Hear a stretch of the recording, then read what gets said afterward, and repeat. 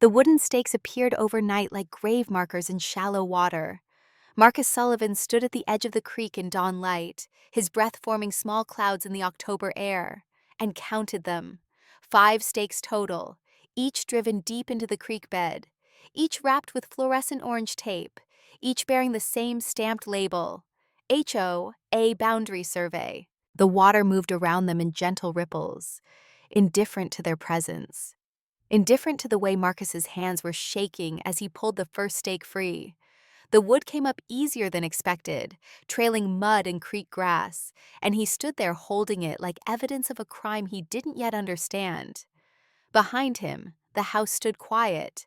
Inside, boxes still lined the hallway. 6 months since Sarah's funeral, and he'd only just finished unpacking the kitchen. The creek ran clear this morning, early light catching on the surface in quick flashes like Morse code he couldn't read. Somewhere upstream, a bird called, one of those warbling sounds Sarah used to know the name for. He'd never learned. She'd teased him about it, said for an engineer he had no appreciation for the finer details. But she'd been wrong about that. He'd appreciated plenty. The way her coffee always smelled better than it tasted. The reading glasses she wore on a chain and constantly lost. The small scar on her left hand from a childhood bike accident she'd described 100 times, each version slightly different. He appreciated those details now more than ever, now that there would be no new ones. The memory arrived without warning, the way they always did. Sarah at this exact spot 3 years ago, her hair still thick before the treatments, sketching in that leather journal she always carried. She'd drawn the creek with quick, confident strokes, added the dogwood tree that leaned over the north bank, written coordinates in the margin like she was mapping treasure. "This is where we'll heal," she'd said, "after you retire, after all the noise stops, just you and me and the sound of water moving."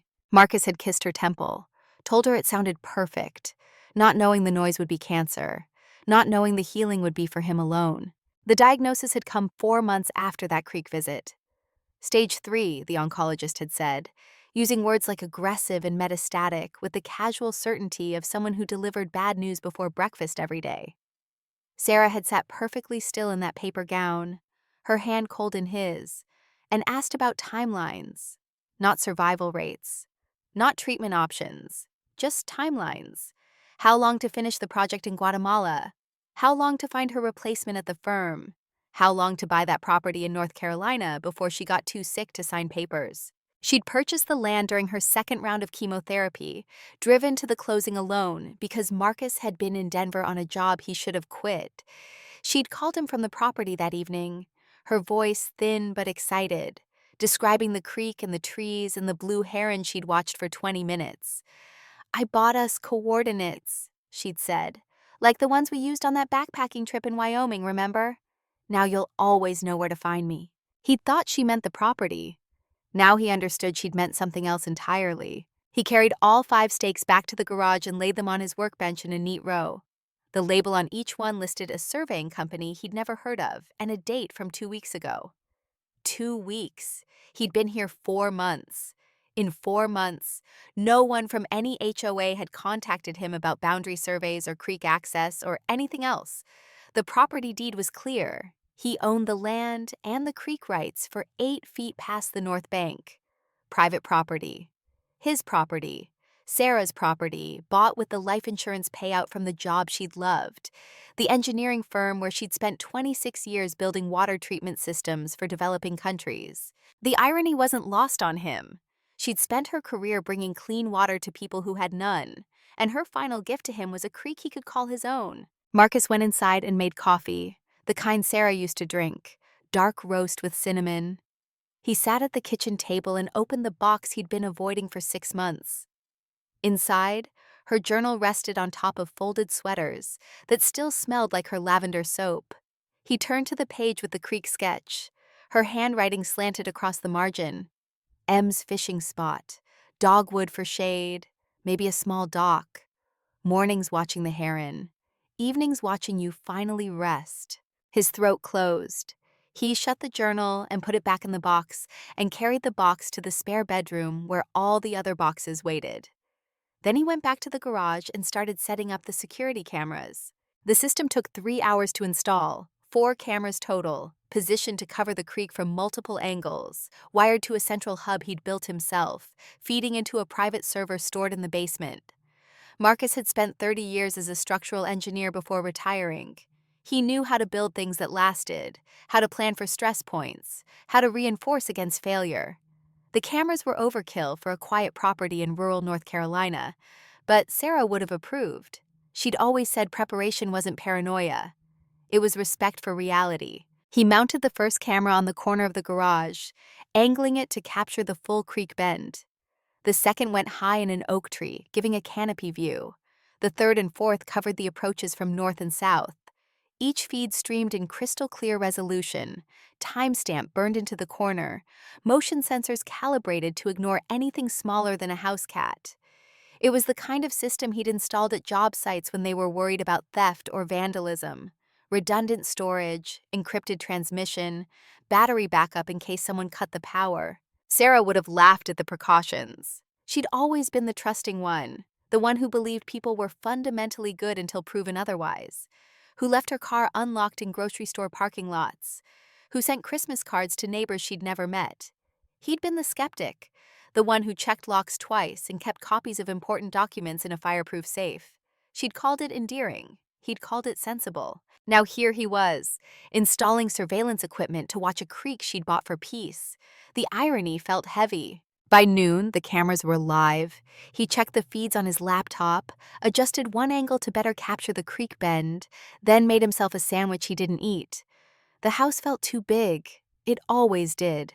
He thought about calling his daughter in Seattle, then remembered she was in trial this week, some environmental lawsuit that had consumed her for months. She called when she could. He tried not to need it too much. The afternoon passed in quiet tasks. He replaced a loose board on the porch. He cleaned gutters. He walked the property line with the deed in his back pocket, matching landmarks to the surveyor's description from when Sarah bought the place. Everything aligned. The boundary markers were where they should be. The stakes in the creek were wrong. Someone had made a mistake, or someone was testing him. At 4:30, he saw the first trespasser. The camera alert chimed on his laptop. He pulled up the live feed and watched a woman in yoga pants and a pink windbreaker step carefully down the creek bank, fishing rod in hand. She set up a folding chair in the shade of the dogwood, cast her line into the water, and settled in like she owned the place. Marcus watched for 5 minutes, waiting for her to leave, growing increasingly certain she wouldn't. He walked down to the creek slowly, letting his boots crunch loud on the gravel path. The woman looked up as he approached, smiled brightly, waved like they were old friends. "Good fishing today," she called out. "I caught 2 smallmouth already." Marcus stopped 6 feet away. "This is private property." Her smile dimmed slightly but didn't disappear. "Oh, I know, I'm with the HOA. We've been using the creek for community events." "This isn't HOA property," Marcus said. "It's mine. Private deed with creek rights." The woman's expression shifted through confusion to something harder. She reeled in her line and stood up. "I think there's been some confusion. The community has access. It was approved last year." "By who?" "The board. Victoria Brennan is our president. She handles all the property matters." Marcus pulled the folded deed from his pocket and held it out. "This deed says otherwise." The woman glanced at the paper but didn't take it. "Well, I'm sure Victoria can clear this up. She's very thorough." She handed Marcus a business card from her pocket. "That's the HOA office number. You should call her." She gathered her chair and tackle box and walked back up the bank without another word. Marcus stood by the creek and watched her go, then looked down at the card. Cedar Hollow Homeowners Association. Victoria Brennan, President. A local number. He put the card in his pocket and went back to the house. That evening, he reviewed the camera footage from the past week, the time frame he'd been too busy unpacking to monitor. What he found made his jaw tighten. Not one visitor, not 2, dozens. Families with children splashing in the shallows, teenagers on inner tubes, a group of older men in fishing vests casting lines from his bank. On 3 separate occasions, someone had set up a Bluetooth speaker and played music loud enough that the camera audio clipped. And on one clip from 9 days ago, a crew of 4 people with saws and work gloves had cut down a young dogwood near the water's edge. His dogwood, Sarah's dogwood, planted the summer before her diagnosis, barely 6 feet tall and just starting to fill out. They'd cut it clean at the base, dragged it 30 feet downstream, and left it to rot against the far bank. Marcus sat in the dark living room and watched that clip 4 times. Each time, his hands curled tighter against his knees. Each time, the cut felt more personal. He could see it so clearly in his memory. Sarah on her knees in the dirt despite being exhausted, despite the bruises already forming on her arms from the first round of chemotherapy. The tree had been her choice from a nursery 40 miles away. She'd made him drive there on a Sunday, spend an hour walking the rows, touching leaves, checking root balls, talking to the owner about soil pH and sun exposure like she had all the time in the world. When she'd found the dogwood, she'd smiled that smile he'd fallen in love with 30 years ago. This one, she'd said, it'll outlive both of us. They'd planted it together that afternoon. He'd dug the hole deeper than necessary because engineers over-engineer everything. And she'd mixed the soil amendment with her bare hands, sitting cross-legged in the grass with dirt under her fingernails. After they'd tamped down the last of the soil and watered it thoroughly, she'd stood back and looked at him with an expression he couldn't read. "Promise me you'll watch it grow," she'd said. He'd promised. Of course he'd promised. How could he know that watching it grow would mean watching it alone? On the screen, the saw bit into bark. White sawdust scattered like snow. The tree shuddered and fell in a graceful arc that the camera captured in perfect clarity. The timestamp read 11:47 a.m. on a Tuesday. He'd been at the hardware store buying paint for the bedroom. He'd come home and never walked down to the creek that day. Never knew. 3 years of growth, wiped out in 4 minutes. He closed the laptop and sat in silence. Outside, the creek moved through darkness, indifferent to theft, indifferent to grief.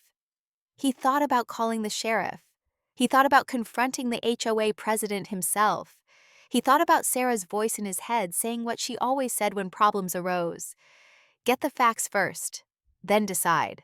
Marcus picked up his phone and called the one person he trusted to help him think clearly. Elena Rodriguez answered on the second ring, her voice warm even at 9 p.m.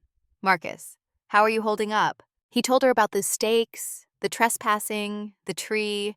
He kept his voice level, factual, the way he'd learned to do in engineering meetings when presenting bad news about structural failures. Elena listened without interrupting, and when he finished, she was quiet for a long moment. "Do you still have the deed Sarah gave you?" she asked. "In my safe." "Good. I'm coming down tomorrow. Don't talk to anyone from the HOA until I get there." "You don't have to drive 2 hours for this," Marcus said. "Yes, I do. Sarah was my friend, and you're being targeted. I'll be there by noon." She hung up before he could argue. Marcus set the phone down and looked at the framed photo on the mantel. Sarah, at 54, a year before the diagnosis, standing in front of a water treatment plant in Guatemala, hard hat tilted back. That smile she saved for moments when the work had gone right. Elena had taken that photo. She'd been there on that trip, working pro bono on land rights for the indigenous community whose water supply the plant would serve. They'd met in law school, Sarah and Elena, back when Sarah still thought she might practice environmental law instead of engineering. That dream had lasted 1 semester before Sarah realized she wanted to build solutions, not argue about them. But the friendship had held. 28 years of birthday calls and crisis interventions, and showing up when it mattered most. Elena had been at the hospital the night Sarah died, had held Marcus's hand through the final hours when even breathing became labor. "You'll make sure he's okay," Sarah had whispered to her that last night, each word costing everything. "Promise me," Elena had promised. And here she was 2 hours away at 9 p.m. on a Thursday, not even asking if it was convenient, just coming because Sarah had asked her to. He wasn't sure he believed in luck anymore, but he believed in Elena. That night, he didn't sleep. He sat on the back porch with coffee and watched the creek in moonlight. Twice, he saw movement along the far bank, deer probably, or raccoons. At 3 a.m., a great blue heron landed in the shallows and stood motionless for 20 minutes before taking flight again. Sarah had loved herons. She said they understood patience. When dawn broke, he was still sitting there, and the first thing he saw was the letter tucked under his front door. The envelope was plain white, his name written across the front in neat cursive. Inside, a single page on official letterhead, Cedar Hollow Homeowners Association. Welcome to the neighborhood. Please review the attached compliance requirements for properties within our district. The attachment was 14 pages stapled to the letter, listing everything from approved mailbox colors to acceptable fence heights to prohibited parking configurations. Page 7 included a section on shared amenity access. The creek was listed as a community resource available to all residents in good standing. Marcus read it twice, then set it aside and made breakfast he couldn't taste. Elena arrived at 11:45, driving her silver Lexus, carrying a briefcase and a paper bag from the barbecue place she knew he liked. She hugged him carefully, the way everyone had hugged him since the funeral, like he might break. "You look terrible," she said. "I didn't sleep." "When's the last time you did?" He didn't answer. She nodded like she'd expected that and handed him the bag. "Eat something, then show me everything." They sat at the kitchen table and Marcus walked her through it. The stakes, the footage, the letter, the deed.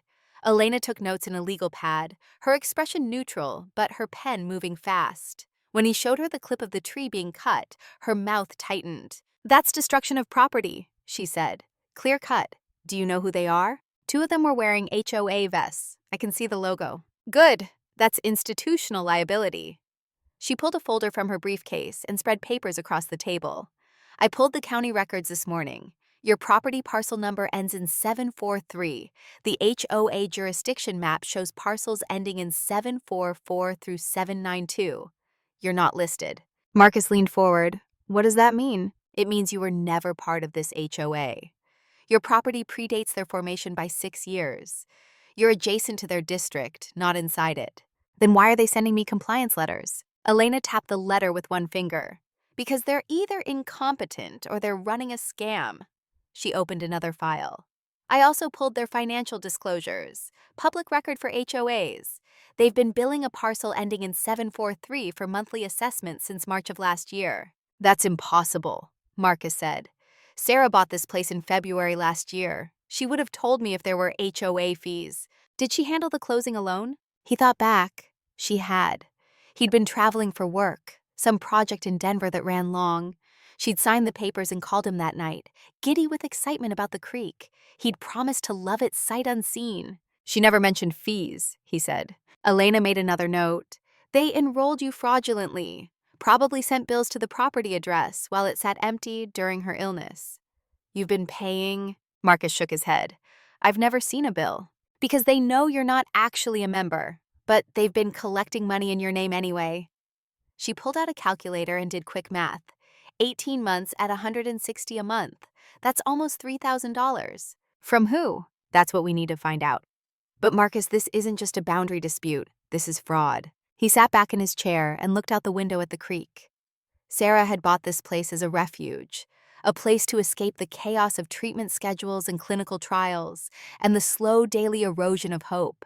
She'd wanted peace for him. Instead, she'd left him a battlefield. "What do I do?" he asked. We start with a cease and desist. I'll draft it today. Then we file a formal complaint with the sheriff for the trespassing and property damage. After that, we see how they respond. And if they don't stop, then we sue and we win." Elena stayed until dark. She took copies of everything, measured the property lines herself with a surveyor's tape, photographed the stake holes in the creek.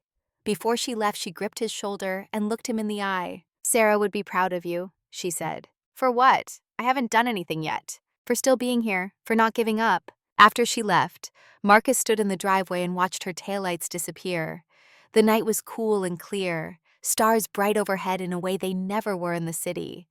He thought about what Sarah would say if she were here. Probably something about fighting smart instead of fighting angry. Probably something about documentation and evidence. She'd always been good at that, turning emotion into action, pain into purpose. He went inside and pulled up the camera feeds one more time. The creek was empty now, just water moving over stones. Tomorrow, Elena would send the cease and desist. Tomorrow, the fight would officially begin.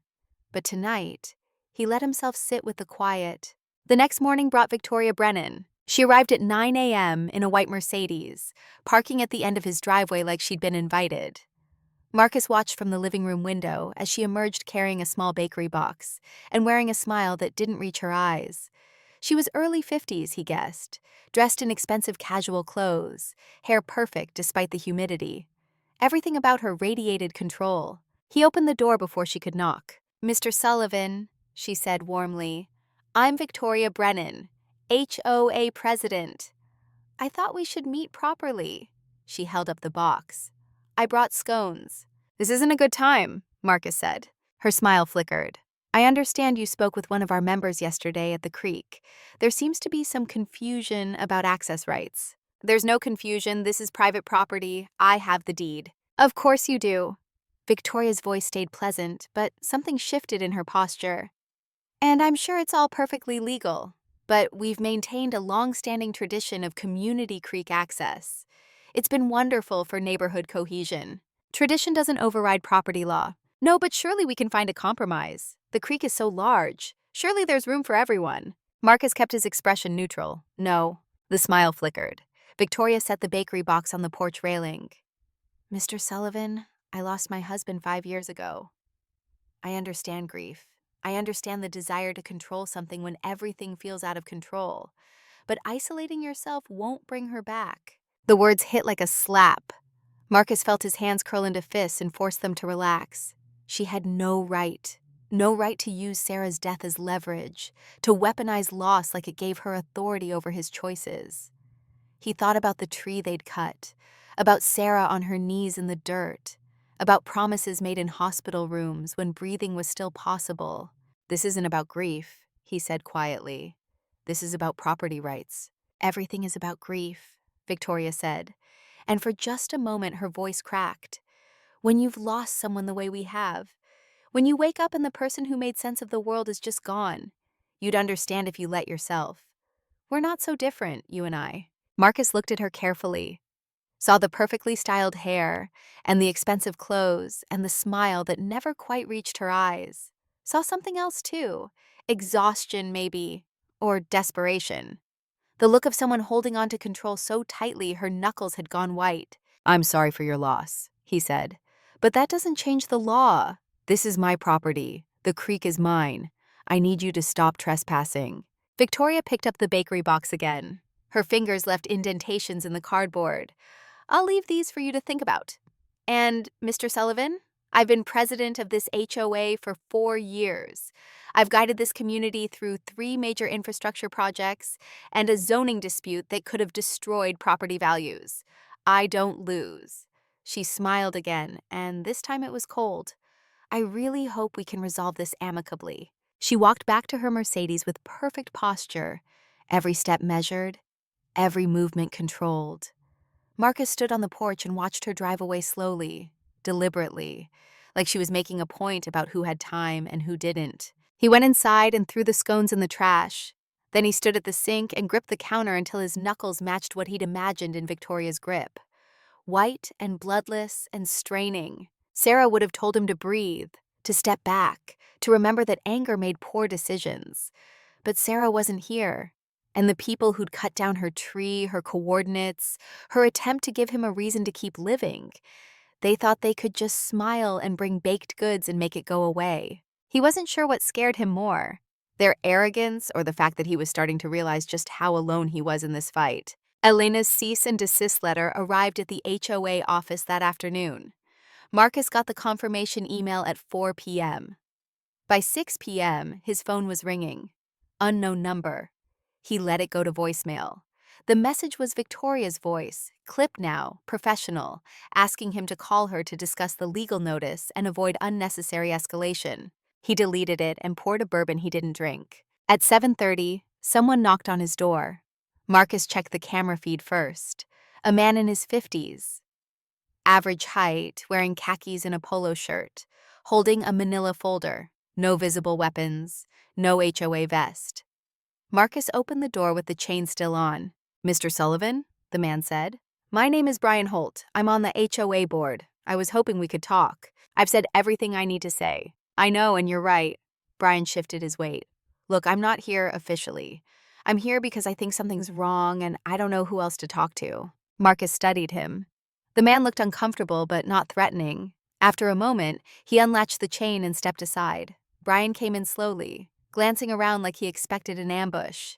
They sat at the kitchen table. Brian set the folder down but didn't open it. "I've been on the board for 3 years," he said.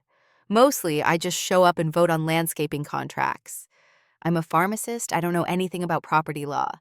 But 6 months ago, Victoria started pushing these expansion initiatives, talking about acquiring adjacent properties, increasing our jurisdiction, improving amenities." Marcus waited. "She brought in a surveying company, said we needed updated boundary maps, paid them $12,000 from the HOA discretionary fund. No one questioned it. Then last month she announced we had new creek access rights. Based on what? Based on the survey. She showed us maps. Everything looked official. We voted to approve community use. Did anyone verify the maps?" Brian looked down. "No, we trusted her." Marcus pushed the folder across the table. "This is my deed, original survey from when the property was first platted. My boundary is 8 feet past the creek's north bank. There is no shared access." Brian opened the folder and read slowly. His face went pale. "This can't be right." "It is." "Then we've been trespassing for 6 weeks." Brian closed the folder. "God, we cut down a tree." You cut down my tree. "I'm sorry. I swear I didn't know." Brian rubbed his face. "What do I do?" "You tell the truth. You tell the other board members. You stop the trespassing." "Victoria won't like that." "I don't care what Victoria likes." Brian stood up. "Neither do I. Not anymore." He left the folder on the table. "Keep that. I'll talk to the others.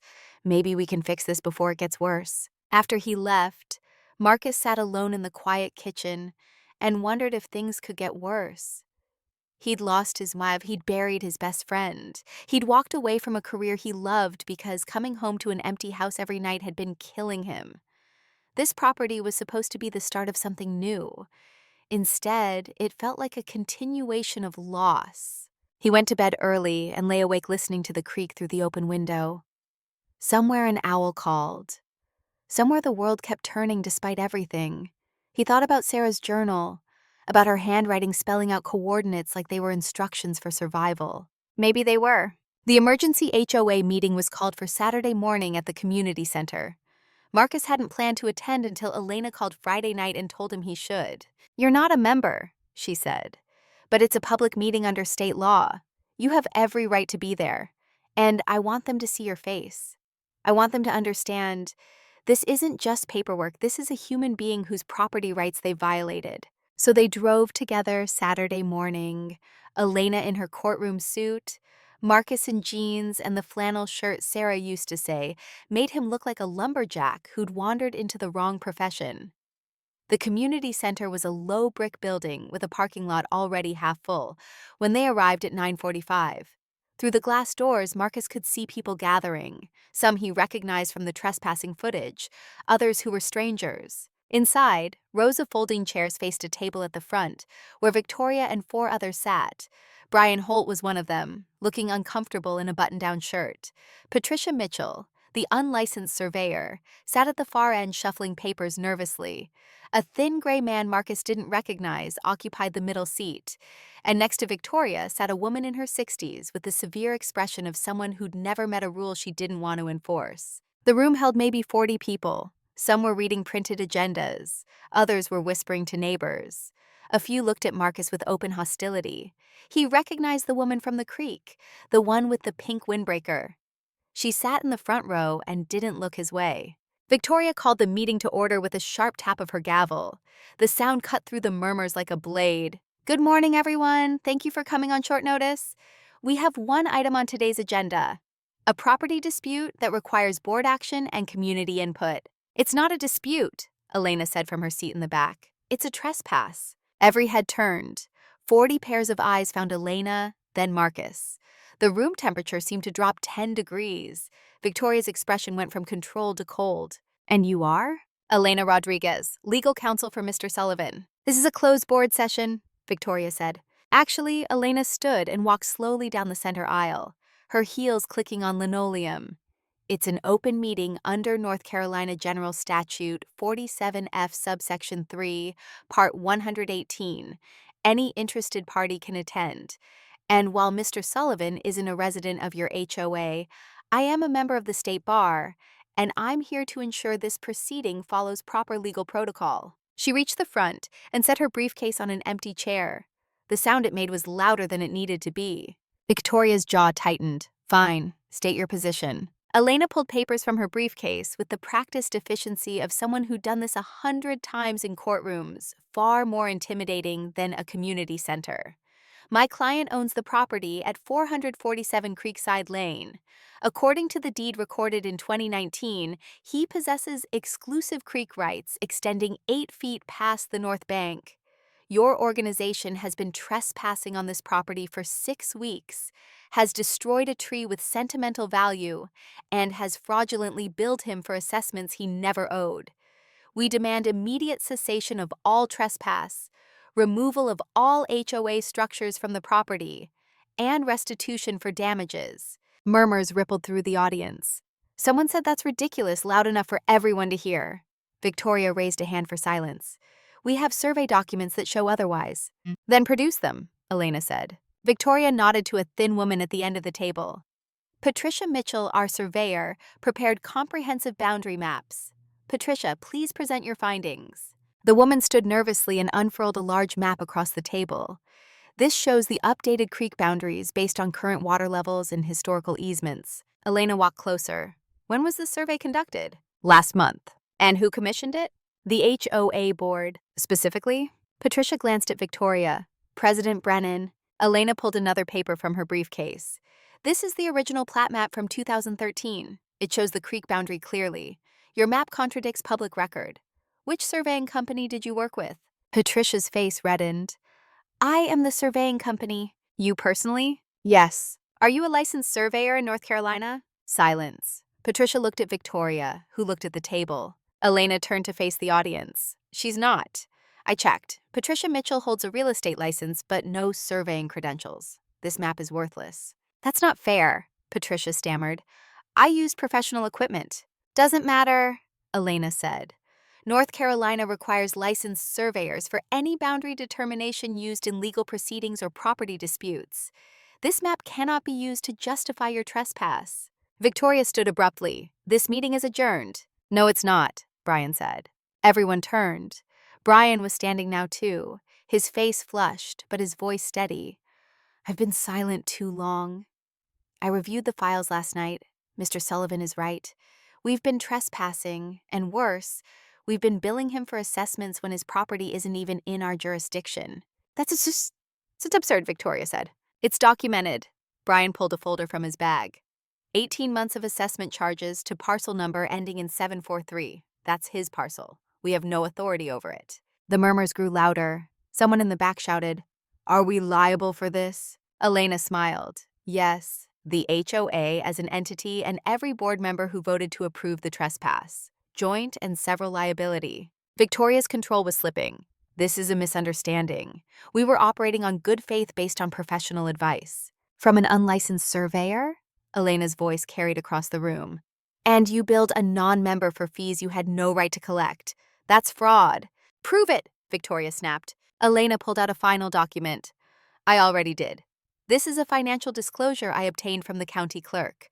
Your HOA received payments totaling $2,880 from March of last year through August of this year under the parcel number 743. Where did that money come from? Silence. Victoria looked at the other board members. Patricia had her head in her hands. The man next to her, thin and gray, said nothing. I'll tell you where, Elena continued. It came from an escrow account set up during the original property sale. Sarah Sullivan prepaid what she thought were legitimate HOA fees based on documentation you provided. Documentation that misrepresented your jurisdiction. She paid in good faith. You collected in bad faith. The room erupted. Voices overlapped, some angry, some confused. Someone yelled about getting their own lawyer. Marcus sat still and watched Victoria's face. She looked trapped and furious, and something else, desperate. Victoria grabbed her gavel and slammed it 3 times. This meeting is over. Everyone out. Not yet, the sheriff said from the doorway. Deputy Frank Castillo walked in with a younger officer behind him. He held a folder identical to the one Elena had given Marcus days before. Victoria Brennan, he said. She nodded mutely. I'm serving you with a formal notice of complaint for criminal trespass and property damage. You and all board members present today. He handed papers to Victoria, then to Patricia, then to the gray man Marcus didn't know. Brian held up his hands. I wasn't part of the creek decision, Brian said. I abstained. That's noted, Castillo said. You're not being served. The deputy turned to face the crowd. Anyone who used the creek at 447 Creekside Lane in the past 6 weeks needs to know you were trespassing on private property. If you continue, you'll face individual citations. Spread the word. He walked out. The second officer followed. The meeting dissolved into chaos. Marcus and Elena left quietly through the side door. Outside, the sun was bright and the air smelled like cut grass. Marcus felt hollowed out. That went well, Elena said. Did it? You got your cease and desist delivered with legal teeth. The trespassing stops now. And I made enemies of everyone in that room. Elena opened her car door. You made enemies of people who were already taking advantage of you. There's a difference. Marcus drove home alone and found his mailbox lying in the driveway, posts broken clean off at the base. The metal box was dented like someone had hit it with a bat. Spray painted across his fence in orange letters, the word outsider covered 6 fence boards. The paint was still wet, dripping in places, running down the wood grain like wounds. He sat in his truck for a long moment before getting out. The sun was high and hot. The paint smell was sharp and chemical. He pulled out his phone and checked the cameras. The footage showed 2 teenagers with spray cans at 4:18 a.m. They'd worked quickly, glancing over their shoulders every few seconds. But behind them, parked on the street with its lights off, sat a white pickup truck. The driver never got out. Just watched. Just waited. When the teenagers finished and ran off, the truck idled for another 3 minutes before driving away slowly. Marcus zoomed in on the license plate. North Carolina tags, numbers clear enough to read. He forwarded the footage to Deputy Castillo with a short message. Then he got out of the truck and walked up to the fence. Sarah had picked that color. Sage green, she'd called it. Calming. She'd painted the first board herself, then handed him the brush and said, "This is what retirement looks like. Working together on projects that don't matter to anyone but us." He'd painted the whole fence over a weekend, and she'd brought him lemonade and told him he'd missed a spot every time he thought he was done. Now 6 boards scream at outsider in spray paint orange, the color of warning signs, of caution tape, of things you're supposed to avoid. He thought about the meeting, about 40 faces watching him and Elena like they were the problem, about Victoria's controlled fury, and Patricia's embarrassment, and Brian's guilt that came too late. About the woman in the pink windbreaker who wouldn't meet his eyes even though she'd been fishing in his creek without permission. He thought about the deputy serving papers and the look on Victoria's face when she understood she'd lost control of the narrative. About the crowd erupting in argument, half convinced Marcus was destroying their neighborhood, half starting to wonder what else the HOA had lied about. And he thought about Sarah. Always Sarah. The way she'd handle this with grace instead of anger, with strategy instead of emotion. The way she'd remind him that being right and being alone often went hand in hand, and you had to decide which one mattered more. Marcus went inside and poured the bourbon he'd left untouched the night before. This time he drank it. Then he stood at the kitchen sink and looked out at the creek through the window. The water moved like it always did, indifferent to human drama, indifferent to property disputes and spray paint and grief that turned into rage when you weren't careful. He called Elena and told her what he'd found. "I'm filing a restraining order first thing Monday," she said immediately. "And I'm pushing the DA to upgrade charges to organized harassment." "They're escalating," Marcus said. "I know, which means we're winning. They wouldn't fight this hard if they thought they could win through official channels." He wasn't sure it felt like winning. Winning was supposed to feel better than this. Cleaner. Less like standing alone in a kitchen holding a phone to his ear, while the person on the other end promised him justice, but couldn't promise him peace. After she hung up, he went to the spare bedroom and opened the box with Sarah's journal again.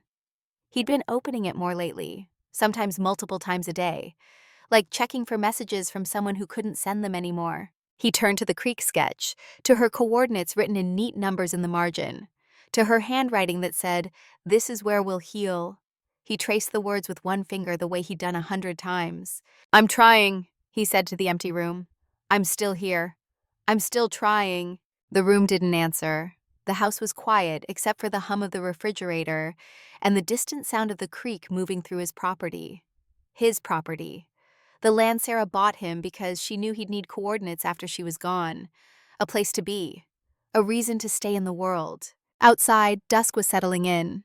The sky turned that particular shade of purple Sarah used to love.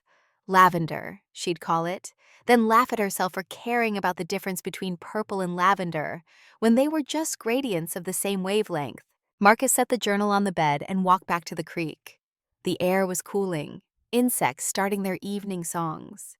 He stood at the spot where the dogwood had been, where Sarah had knelt in the dirt and planted something meant to outlast them both. The ground was still disturbed. The stump was still visible, a pale circle of cut wood already starting to gray. Tomorrow he'd plant another tree. A new dogwood, same variety if he could find it. Not as a replacement because nothing could replace what they'd destroyed, but as a statement, as a refusal to let vandalism have the last word. Tomorrow he'd also call his daughter in Seattle, tell her what was happening, hear her voice even if she was too busy for a long conversation. He'd eat something more substantial than bourbon and coffee. He'd check the cameras and probably find more evidence of harassment.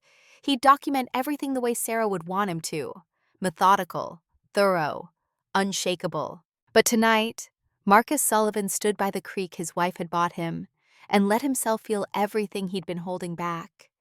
The anger and the loneliness and the fear that this fight would consume him. The grief that never got smaller, just more familiar. The exhaustion of being the kind of person who couldn't let injustice slide even when sliding would be so much easier. He thought about the stakes in the water that morning. How they'd appeared overnight like markers for something ending or something beginning. He'd pulled them out, every one, and now they sat in his garage waiting to be thrown away, or kept as evidence, maybe both. Maybe evidence of what happened when you tried to steal from someone who had nothing left to lose, except the last gift from a dying wife. The creek moved around stones worn smooth by centuries of water. It would keep moving long after Marcus was gone, long after everyone in that meeting today was gone, long after the HOA and the spray paint and the property disputes were forgotten. That should have been depressing. Instead, it felt almost comforting. The world was bigger than his grief, older than his anger, more patient than his need for justice. But his fight was still his fight, and Sarah had given him coordinates for a reason. Marcus stayed at the creek until full dark, not watching for intruders this time, not guarding anything, just standing in the place his wife had chosen, and letting the water's sound fill the space where words used to be. Eventually, the mosquitoes got bad enough that he went inside. He locked the doors and checked the camera feeds one more time and sat at the kitchen table with Sarah's journal open in front of him. Tomorrow would bring more battles. Tomorrow Victoria would regroup and the HOA would strategize and the neighbors would choose sides. Tomorrow, the real war would begin. But tonight, he let himself sit in the house his wife had bought for his healing and decided that he wasn't leaving. Not for spray paint, not for broken mailboxes, not for stakes in the creek or angry phone calls or the weight of being alone against a community that had decided he was the problem. Sarah had believed this place would save him. He owed it to her to find out if she was right. The empty glass sat on the table. The journal lay open. The creek kept moving through darkness. And Marcus, despite everything, despite the grief and the fear and the certainty that worse was coming, felt something he hadn't felt in 18 months. He felt ready. Deputy Frank Castillo arrived Monday morning with a younger officer and a laptop in a weatherproof case. Marcus met them on the porch, coffee in hand, having slept maybe 3 hours. The deputy's handshake was firm, his expression neutral in that way law enforcement learned early. Professional sympathy, controlled concern. "I reviewed the footage you sent," Castillo said. "All of it. The trespassing, the tree cutting, the vandalism." He set the laptop on the porch railing and pulled up files. "This is criminal trespass, destruction of property, and now targeted harassment. I'm filing formal complaints against everyone identifiable in these videos." Marcus watched as Castillo clicked through timestamps, faces frozen in the act of crossing his property line. Some he recognized from the HOA meeting. Others were strangers. The woman in the pink windbreaker appeared in 7 different clips over 4 weeks. A family with 3 kids showed up twice. The tree-cutting crew was clear as day. 2 men wearing vests with the HOA logo stitched across the back. "How many people total?" Marcus asked. Castillo scrolled through his notes. 32 identifiable individuals, most of them multiple visits. He paused on one frame. This guy here, in the blue shirt, he's been down there 11 times in 6 weeks. Always brings fishing gear, always stays 2 to 3 hours. Marcus recognized him. Older man, late 60s, always wore the same baseball cap. He'd seemed harmless in the footage. Now counted up like that, it felt like violation multiplied. What happens now? Marcus asked.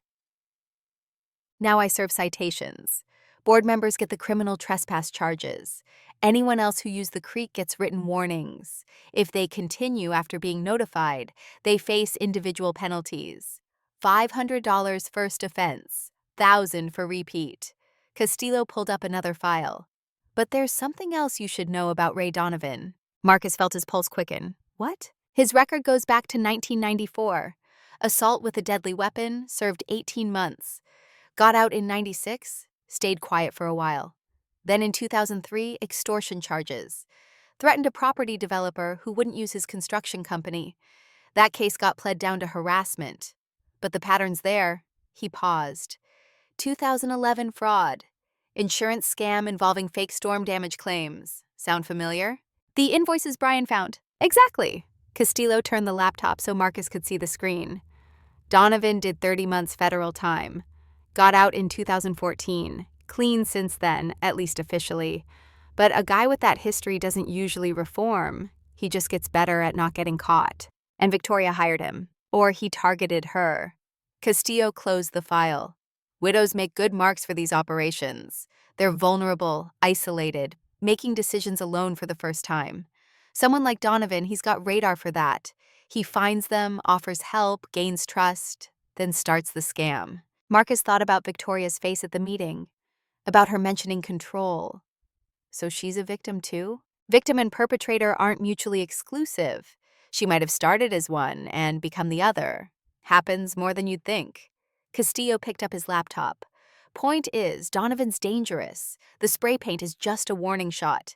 If he thinks you're threatening his operation, he'll escalate. What should I do? What you're already doing. Document everything. Don't go anywhere alone at night. Keep your doors locked. And Marcus? He met his eyes. If you see Donovan or his truck anywhere near your property, you call me immediately. Don't confront him. Don't engage. Just call. After they left, Marcus stood on the porch and watched a heron pick its way through the creek shallows. The bird moved with infinite patience, each step deliberate, hunting for something it couldn't see yet, but knew was there. Sarah used to say herons were proof that stillness could be a strategy, that waiting wasn't the same as giving up. Marcus wasn't sure he had that kind of patience anymore. Not with a man like Ray Donovan circling, not with 32 people who thought his property was theirs. Not with a whole community that saw him as the problem instead of the symptom. The grocery store confrontation happened Tuesday afternoon in the produce section. Marcus was reaching for apples when Tom Peterson appeared beside him, cart angled to block the aisle. Tom was mid-50s, heavy through the shoulders, wearing a polo shirt with a real estate company logo. His face was red in that way that suggested either blood pressure medication or rage barely contained. "You're destroying our property values," Tom said. "No preamble, no greeting." Marcus pulled his hand back from the apples. Excuse me? Don't play dumb. You're making us look like some kind of criminal enterprise. My listings are down 20% since this started. 20%. Tom stepped closer. His cart creaked forward. Do you have any idea what that means? That's college tuition for my youngest. That's retirement savings. That's my family's security. It means you should be angry at the people who committed fraud, not the person who exposed it. All I know is my family's been part of this community for 12 years, and we never had problems until you showed up. Tom's voice was rising. Other shoppers were starting to notice. An older woman 2 aisles over stopped pretending to examine cereal boxes. We had barbecues and block parties and kids playing in the street. Now we've got sheriff's deputies serving papers and lawyers everywhere, and neighbors who won't talk to each other. Marcus felt the familiar tightness in his chest. The same feeling he'd had at Sarah's funeral, when distant relatives kept saying she was in a better place. Like death was an upgrade. Like loss was something you could spin positive if you tried hard enough. The same feeling he'd had when his daughter called from Seattle saying she couldn't make it home for Christmas because of work, when what she really meant was it hurt too much to be in the house without her mother. I didn't create the problem, Marcus said quietly. His hands were shaking slightly. He put them in his pockets. I just refused to ignore it. Yeah. Well. Tom grabbed a bag of oranges and threw it in his cart hard enough that some rolled out onto the floor. Self-righteous is easy when you don't have kids to feed, or a mortgage that depends on stable home values. Some of us can't afford your principles. Marcus watched an orange roll past his feet, thought about saying he'd had a daughter once who needed college tuition, that he'd had a mortgage and a career and a wife and all the normal concerns of a man with a family, that he'd lost most of it to cancer and grief and the way time kept moving even when you wanted it to stop. Instead, he said, "Your principles should cost something. That's how you know they're actually principles." Tom stared at him. Then he shook his head and walked away without picking up the oranges, left them scattered across the produce section floor like evidence of something broken. The woman 2 aisles over was definitely watching now. So was a young couple by the lettuce, a store employee with a name tag that said Jorge started picking up the oranges, his expression carefully neutral. Marcus bent to help. "You don't have to do that," Jorge said quietly. "Neither do you, but here we are." They picked up the fruit together in silence. When they finished, Jorge took the damaged ones and left Marcus standing alone in an aisle that felt too bright and too crowded. Every face seemed to be watching. Every conversation seemed to pause as he passed. He abandoned his cart by the bananas and walked out. In the parking lot, he sat in his truck with the engine off and called Elena. "I just got ambushed at the grocery store," he said. "By who?" "Tom Peterson. Told me I'm destroying property values." Elena was quiet for a moment. "You okay?" "I don't know." Marcus watched people come and go from the store, carrying bags, living normal lives where the worst problem was what to make for dinner. Maybe he's right. Maybe I should just sell and move somewhere else. "Running from grief doesn't work," Elena said. "I tried after David died, sold the house, moved to Raleigh, thought a fresh start would help. You know what I learned?" "What?" "Grief isn't geographical. It follows you. The only way through is through." Marcus closed his eyes. "This isn't about grief anymore. It's about property law. It's always about grief. The law is just the language we're using to process it." She paused. "You want my advice?" "Always. Plant that new dogwood. Today. Don't wait for the legal battle to resolve or for your neighbors to like you again. Plant it because Sarah would want you to. Plant it because you're still alive and she's not. And the only way to honor that is to keep building the life she imagined for you." After he hung up, Marcus sat in the parking lot for another 10 minutes. Then he drove to the nursery Sarah had loved, the one 40 miles away that she'd insisted had the healthiest trees. The owner recognized him, offered condolences that were genuine because he'd known Sarah, had advised her on soil amendments and watering schedules. Together they picked out a young dogwood, same variety as the one that had been cut. Marcus loaded it himself, felt the weight of it in his hands, the root ball wrapped in burlap like a promise. He planted it that afternoon in the exact spot where the other had stood, dug the hole twice as wide as necessary, mixed in compost, positioned it carefully. The sun was low by the time he finished. His hands blistered, his shirt soaked with sweat. He stood back and looked at the sapling, barely 4 feet tall, thin branches reaching towards sky. It looked fragile. It looked impossible. It looked like hope anyway. That evening, the anonymous letter appeared. Marcus found it tucked under his doormat. Plain white envelope, no stamp, no return address. Inside, a single page of computer-printed text. "Some fights aren't worth winning. People have lost more than property here. You're new. You don't understand what this community has survived together. Walk away while you still can." The postmark was local. The paper was standard office stock. The message was clear enough. Marcus read it 3 times, looking for anything that might identify the sender. Found nothing. He added it to the file Elena was building. Evidence of intimidation. Documentation of harassment. The careful construction of a legal case that felt increasingly like building a wall between himself and every other human being in a 5-mile radius. Brian Holt sat alone in his pharmacy after closing, surrounded by file boxes he'd pulled from the HOA storage unit. The fluorescent lights hummed overhead. Outside, the strip mall parking lot was empty except for his car and a teenager on a skateboard practicing tricks by the dumpster. The financial records told a story Brian hadn't wanted to see. 2 years of payments to Donovan Consulting Services, $45,000 total. Invoices that listed vague descriptions: community enhancement, property improvement coordination, general contractor services. None of them itemized. None of them with supporting documentation. Brian pulled up the HOA's official improvement log. Compared dates. Nothing matched. The invoices were dated in months, when no work had been approved, no projects initiated.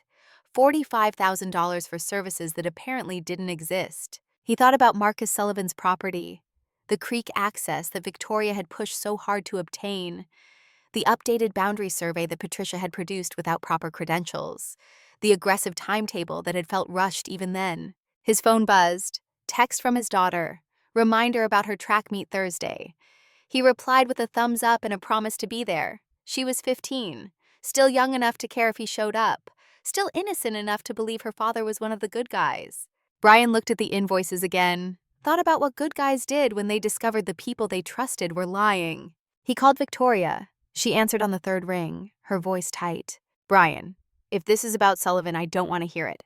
It's about Ray Donovan. Silence. I've been going through the financials, Brian continued. $45,000 in payments over 2 years. None of them match approved projects. Ray handles sensitive matters for us. Discretion requires flexibility in documentation. That's not how accounting works, Victoria. That's not how any of this works. He heard her take a breath, hold it, release it slow. When she spoke again, her voice was different, harder. Ray has been invaluable to this community. He handles situations that require a certain kind of expertise that we can't always document on official paperwork. What kind of situations? Difficult ones. Did he spray paint Marcus Sullivan's fence? I wouldn't know. Victoria's tone made it clear the conversation was ending. Ray operates independently. That's the point.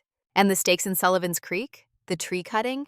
The HOA authorized those actions based on legal advice. From Patricia's survey? Brian felt heat rising in his chest.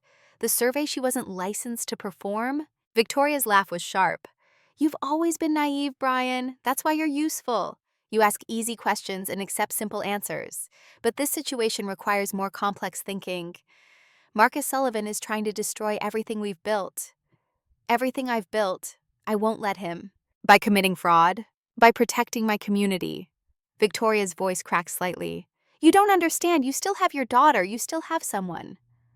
When you lose everything, when the person who made the world make sense just disappears, you'll understand why control matters, why structure matters, why rules exist. Brian closed his eyes. I'm sorry about Tyler. I am.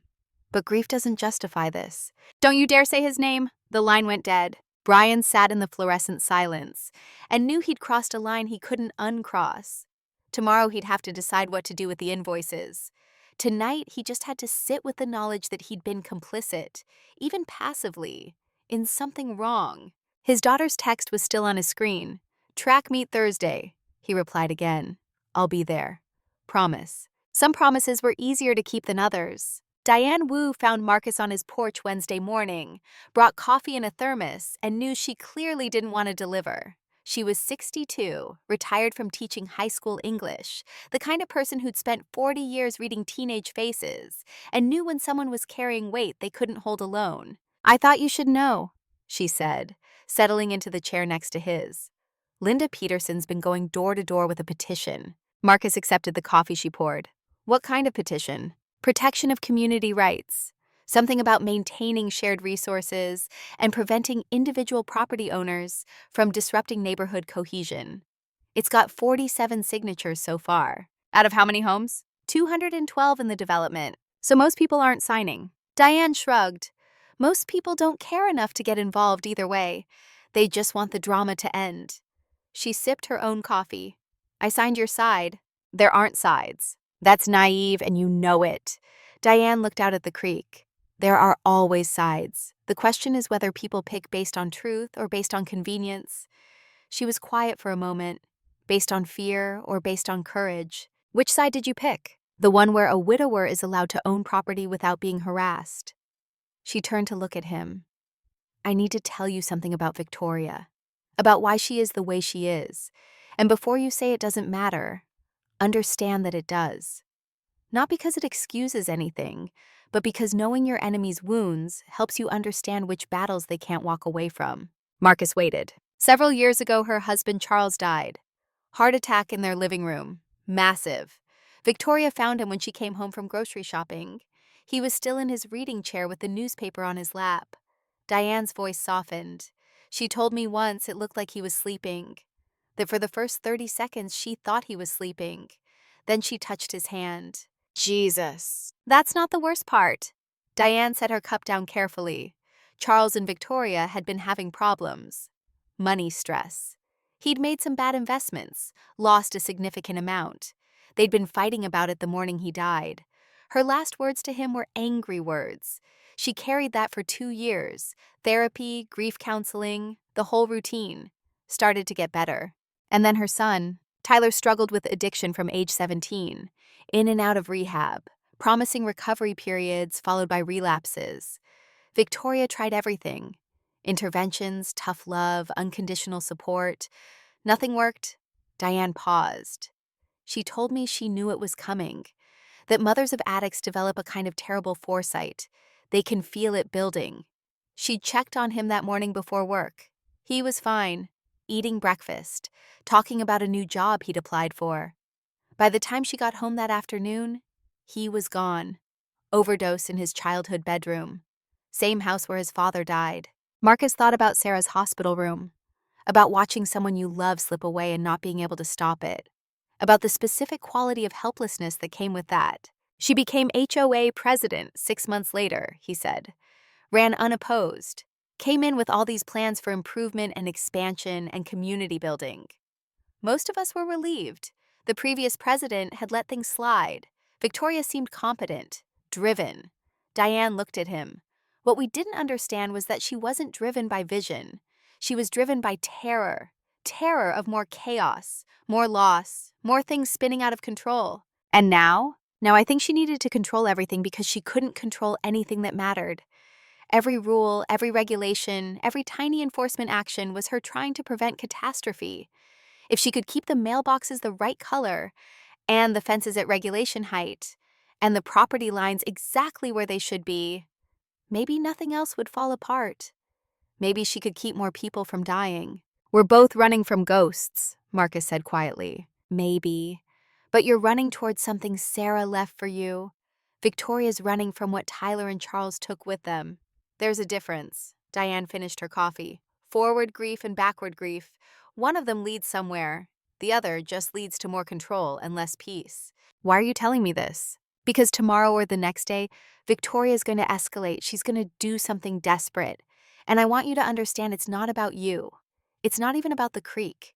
It's about a woman who found 2 people dead and now thinks if she just holds tight enough to everything else, nothing more will slip through her fingers. After Diane left, Marcus sat alone and thought about Victoria finding her son. Thought about the particular horror of that discovery, the way it would replay every time she closed her eyes. Thought about how her crusade for control made terrible sense if you understood it as a woman trying to prevent any more chaos from entering her life. It didn't make her right, but it made her human. Elena's call came that afternoon with news that turned everything sideways. She'd been working through discovery, pulling HOA records from the county, building the civil case. What she found went deeper than property disputes. Gerald Mitchell isn't just a board member, she said without preamble. He's Ray Donovan's brother-in-law, married to Ray's sister, has been for 15 years. Conflict of interest. More than that, Patricia's surveying company did the boundary maps for 6 other HOA properties in the county. All of them showed expanded jurisdiction. All of them led to property improvements that benefited specific board members. She paused. Marcus, this is a pattern. They're running a scheme.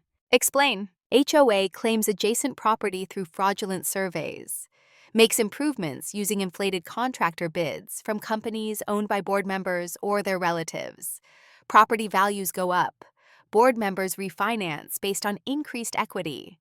They're using the HOA as a vehicle for personal profit. That's illegal. It's RICO territory. Racketeering. This isn't just about your creek anymore. It's organized fraud spanning multiple properties over several years. Marcus stood up and walked to the window. The new dogwood sapling bent slightly in afternoon breeze. So, what do? We go to the FBI. I've already contacted the Charlotte field office. They're interested. But, Marcus, once we do this, there's no going back. The people involved will face federal charges, prison time, and they'll know you're the one who started the investigation. I didn't start anything, I just refused to be a victim. Doesn't matter. They'll blame you anyway. Elena's voice was gentle. You need to understand what you're walking into. Federal investigations take months, sometimes years. The target on your back gets bigger. The community that's already divided will fracture completely. You'll be the person who brought down the neighborhood, as opposed to the people who committed fraud. You're right, of course you're right. But right doesn't always feel good. I need you to know that. Marcus looked at Sarah's photo on the mantle, remembered her saying that doing the right thing usually cost more than doing the easy thing. But the price of the easy thing was who you became after. Sarah, he said. What would Sarah say? She'd say, gather the evidence and let justice work. Then she'd remind you to take care of yourself because fighting for principle is exhausting and you're allowed to be tired. I'm tired, Marcus admitted. I know, but we're not stopping, are we? No, we're not stopping. The county environmental inspection happened Thursday at 9 a.m. Marcus had expected it, prepared for it, but the accusations still stung. Someone at the HOA had filed a complaint claiming his septic system was leaking into the creek, endangering public water, creating a health hazard, the kind of violation that carried $50,000 in fines and potential forced sale of the property. The inspector was a woman in her 40s named Jennifer Park, county employee with a clipboard and a meter that tested water quality. She worked methodically, took samples from 3 points along the creek, inspected his septic tank, reviewed his property records. When did you last have the system serviced? She asked. 3 months ago. Marcus handed her the paperwork. Certificate of inspection. Everything passed. Park reviewed the documents, made notes. Who filed the complaint against you? The HOA, Cedar Hollow Homeowners Association. She looked up.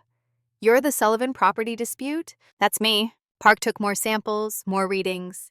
After an hour, she packed her equipment and stood by her truck. Your septic system is fine. Water quality is well within normal parameters. There's no leak, no contamination, no basis for the complaint. So what happens now? I file a report clearing you. And I file a separate report noting that someone made a false complaint to a state agency. That's a misdemeanor, waste of public resources. Will anything happen to them? Depends on the county prosecutor. But they'll get a visit from my supervisor at minimum. She climbed into her truck. For what it's worth, I see this sometimes HOAs that think they're above regulations. Most of them get away with it because property owners don't fight back. Marcus thought about Tom Peterson in the grocery store, about the petition with 47 signatures, about Victoria's voice cracking when she mentioned her son. Fighting back costs more than I expected, he said. Usually does. Park started her engine, but the alternative costs more. She drove away. Marcus stood in his driveway and felt the weight of all of it. The legal battle, the community fracture, the knowledge that he was right but alone. Sarah's voice in his head saying being right and being happy weren't always the same thing, but being wrong and being happy was impossible. That night, he sat alone with a bottle of Sarah's favorite wine, Pinot Noir from a vineyard in Oregon they'd visited for their 25th anniversary. He'd been saving it for something, wasn't sure what. A celebration, maybe. A milestone. Some future moment when joy would return and make the opening worthwhile. Now seemed like as good a time as any to stop saving. The bottle opened with a sound that felt too loud in the quiet kitchen. He poured a glass and thought about that anniversary trip. They'd driven the coast highway, stopped at every scenic overlook, tasted wine at a dozen vineyards. Sarah had been healthy then, strong. They'd hiked 3 miles through forest to reach a waterfall she'd read about in a guidebook. She'd stood under the spray with her arms out, laughing, soaked to the skin. That was before the diagnosis, before the treatments that made her weak and sick and angry at a body that had betrayed her, before the hospital rooms and the medication schedules, and the way she'd apologized for dying like it was something she could control. Marcus took a drink. The wine tasted like memory, like a time when the future existed in more than theoretical terms. He opened her journal to a random page, found an entry from 2 months before she died. The handwriting was shakier than in earlier pages. The chemo had affected her fine motor control by then. But the words were clear. The creek isn't just water, it's where we'll heal. Where Marcus will heal after I'm gone. I know he thinks I bought this property for us, but I bought it for him, for the man he'll become after grief stops being his only companion. He'll fight for it. That's who he is. He's spent 30 years building things that last, reinforcing against failure, planning for stress points, and fighting will remind him he's still alive, that he still has the capacity to care about something besides the fact that I'm not here anymore. I hope the fight isn't too hard. I hope the people are kind, but knowing how the world works, they probably won't be. People protect their territory, their sense of order, their illusion of control. Marcus will threaten that just by existing, by refusing to go along with rules that don't apply to him. But here's what I know about my husband. He doesn't give up, not on buildings, not on projects, not on people he loves. Even when I told him it was okay to let me go, he held on. Even when the doctor said there was nothing more to do, he found another trial, another option, another reason to keep fighting. That stubbornness used to drive me crazy. Now I'm counting on it to keep him tethered to the world when I'm not there to do it myself. So fight, love. Fight for the creek. Fight for the property. Fight because fighting means you still care about outcomes. And caring about outcomes means you haven't given up on the idea that the future matters. I love you. I'll love you from wherever I end up. And I believe you'll find your way through this darkness into something that looks like peace. But first you have to fight. Marcus read it 3 times, felt tears he'd been holding back for days, for weeks, maybe for the entire 18 months since she'd taken her last breath. They came hard and ugly, the kind of crying that hurt, that felt like something breaking open in his chest. He sat at the kitchen table with his dead wife's journal and her favorite wine and let himself fall apart in a way he hadn't allowed since the funeral. When the tears finally stopped, he felt hollow, emptied out, but also lighter somehow, like he'd been carrying weight he didn't know was there until it lifted. I can't do this without you, he said to the empty room. But even as he said it, he knew it was a lie. He could. He was. Every morning he got up, every day he kept going. Every moment he chose to stay in the fight instead of selling the property and running somewhere grief couldn't find him. The question was whether the cost would destroy what was left of the man she'd loved, whether fighting for principle would leave him so isolated and bitter that the peace she'd imagined for him would become impossible. He thought about Tom Peterson's face in the grocery store, about the 47 signatures on Linda's petition, about the keyed truck door and the spray-painted fence, and the anonymous letter telling him some fights weren't worth winning. Maybe they were right. Maybe the smart thing was to walk away, sell the property, start over somewhere nobody knew his name or his story. Somewhere the ghost of Sarah's expectations wouldn't press so hard against his chest. But then he looked at the journal again, at her handwriting spelling out belief in him, at her certainty that fighting would save him somehow. She'd been right about so many things, about the progression of her illness, about his need for structure and purpose, about buying this property before she was too sick to make the trip. Maybe she was right about this too. The town hall meeting was called for Saturday morning, not by the HOA this time, but by concerned residents who wanted answers. A neutral forum, public discussion. 130 people packed into the community center, standing room only, tension thick enough to taste. Victoria stood at the front with her remaining board members, Gerald on her right, Patricia on her left. Brian Holt was notably absent.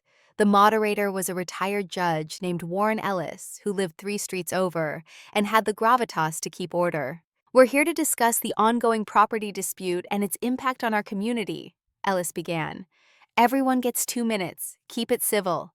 Victoria went first, composed, professional, made her case about community resources and shared benefits and the danger of individual property owners disrupting neighborhood harmony. She didn't mention the trespassing, didn't mention the fraudulent billing, made it sound like Marcus was the problem, not the solution. Then Linda Peterson spoke. talked about property values and stability and 12 years of peaceful community living that one person was destroying. Got applause from about a third of the room. Tom Peterson went next, said the same things in a louder voice. Then Diane Wu stood up, short, fierce, reminded everyone that property rights existed for a reason and that Marcus Sullivan had every legal justification for his actions. Got applause from a different third of the room.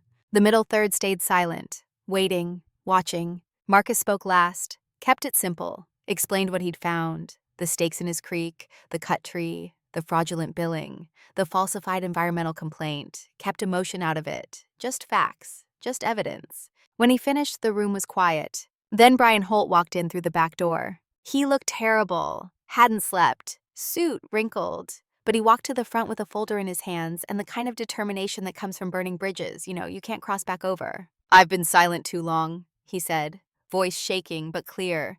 "I have documents that everyone needs to see." Victoria stood up. "Brian, don't!" He ignored her, opened the folder, started reading. Payments to Donovan Consulting Services. $45,000 over 2 years. No itemized invoices. No matching project approvals. He looked up.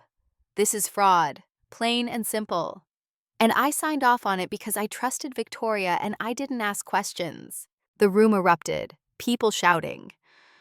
Some defending Victoria, others demanding answers. Judge Ellis banging his gavel for order.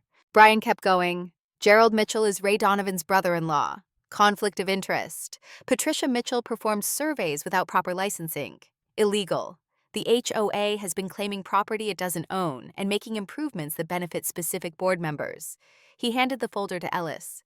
"I'm turning this over to law enforcement. All of it." Victoria's face went from pale to red. "Brian, you're destroying everything I built." "You built it on lies." Brian's voice broke. "I'm sorry, Victoria. I know what you've lost. I know why you did this. But it has to stop. You don't know anything." Victoria's control finally shattered. "You still have your daughter. You still have someone who makes getting up in the morning make sense. I have a dead husband and a dead son and a community I've given everything to hold together. And you're gonna let some outsider tear it all apart?" "He's not an outsider," Diane said quietly. "He's a widower who owns property. Just like you're a widow who needed purpose. You're not that different. We're nothing alike." Then the doors opened, and Deputy Castillo walked in with 2 other officers. The arrest happened fast, professional. Castillo read Victoria her rights while one officer did the same for Gerald, another for Patricia. Filing false reports to government agencies. Criminal conspiracy. Multiple counts. The charges would likely grow once the FBI got involved, but these were enough to hold them. Victoria looked at Marcus as the officer put handcuffs on her wrists. "You have no idea what you've taken from me." "I'm sorry for your loss," Marcus said.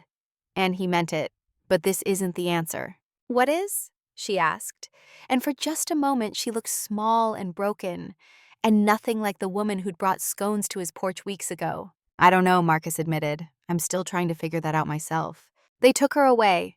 Took Gerald and Patricia, too. The crowd filed out in shocked silence.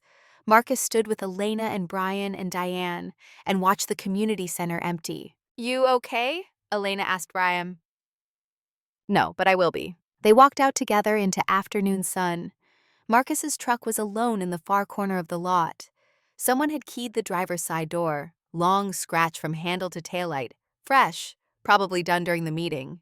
Marcus stared at it, felt tired all the way through. Then Brian walked over and stood beside him. "I'm sorry." "For what?" "For not doing this sooner, for letting it get this bad. You did the right thing eventually. That counts." Brian nodded. "For what it's worth, I believe you about the creek. About all of it. If you need help with anything, I'm here." They shook hands, 2 men who'd been on opposite sides learning how to be on the same one. Marcus drove home through neighborhood streets where people watched from windows, where nobody waved, where the division was visible in yard signs and closed garage doors, and the careful way people looked away when he passed. Home felt quieter than ever. He walked down to the creek and stood by the new dogwood. It was holding, leaves still green, roots taking hold in earth. He was still standing there when Brian's car pulled up at dusk. Brian got out holding a USB drive like it was a live grenade. "There's more," he said. "I found it tonight when I went back through everything." Marcus felt something cold grip his spine. What kind of more? Ray Donovan isn't just a contractor. He's been running an insurance fraud scheme through the HOA, fake damage claims on multiple properties. I've got files going back 3 years, invoices for repairs that never happened, claims for storm damage on days when it didn't rain, all of it approved by Victoria and Gerald. How much? Best guess? Over $1 million. Brian held out the drive. This goes to the FBI, but Marcus, once this is out, Ray will know you're involved. And he's dangerous. The kind of dangerous that doesn't stop at spray paint. Marcus took the drive, felt the weight of it. Not the physical weight, the other kind. What do you want me to do? I want you to be careful. I want you to understand that we just escalated this beyond property disputes into federal crime territory. And I want you to know that I'm sorry I dragged you deeper into this, but I can't live with keeping it secret.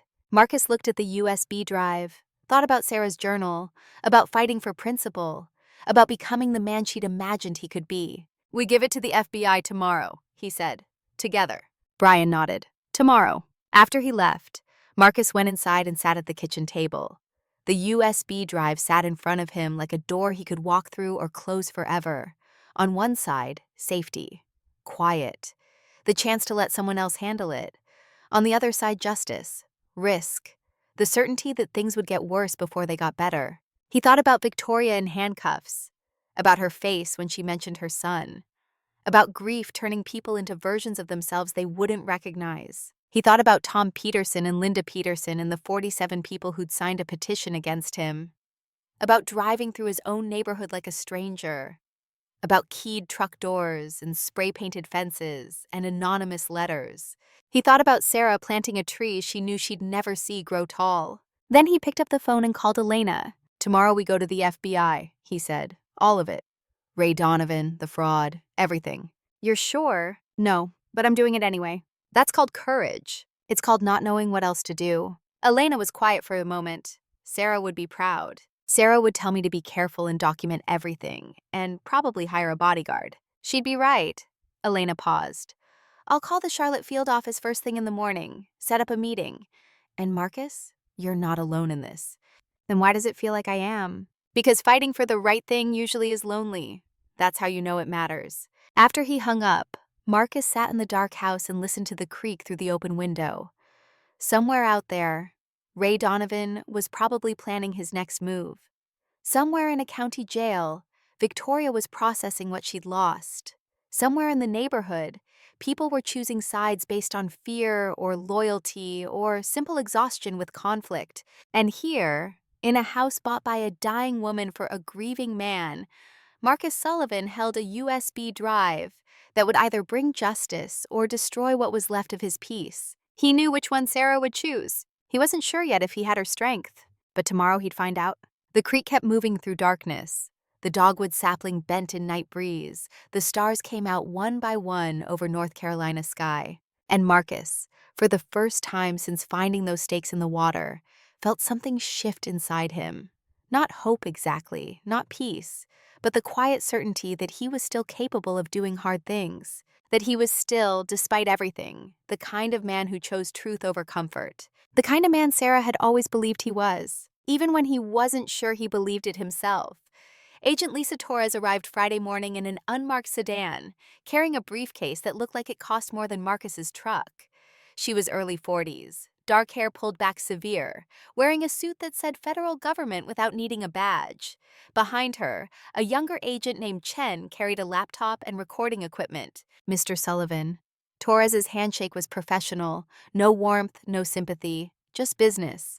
I appreciate you meeting with us on short notice. They sat at Marcus's kitchen table, the same table where Elena had spread out deed documents, the same table where he'd read Sarah's journal entries late at night.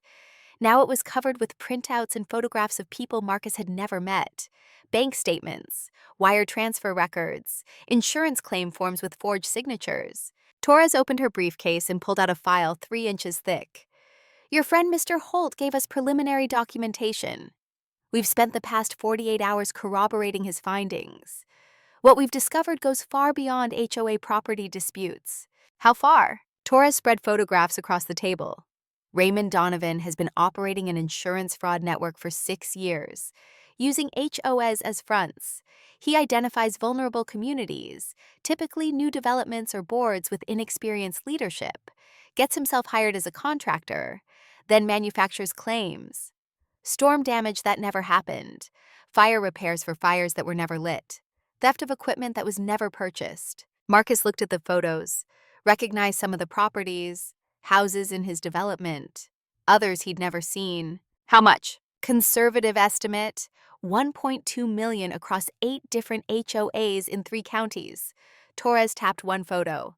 But the Creek Hollow operation is special. It's his most sophisticated. He didn't just file false claims. He created an entire ecosystem. Fraudulent surveys to expand HOA jurisdiction. Fake improvement projects to justify billing. Shell companies owned by relatives to launder money. She looked at Marcus. And he used your property as the testing ground. Why mine? Because your wife bought it while she was sick.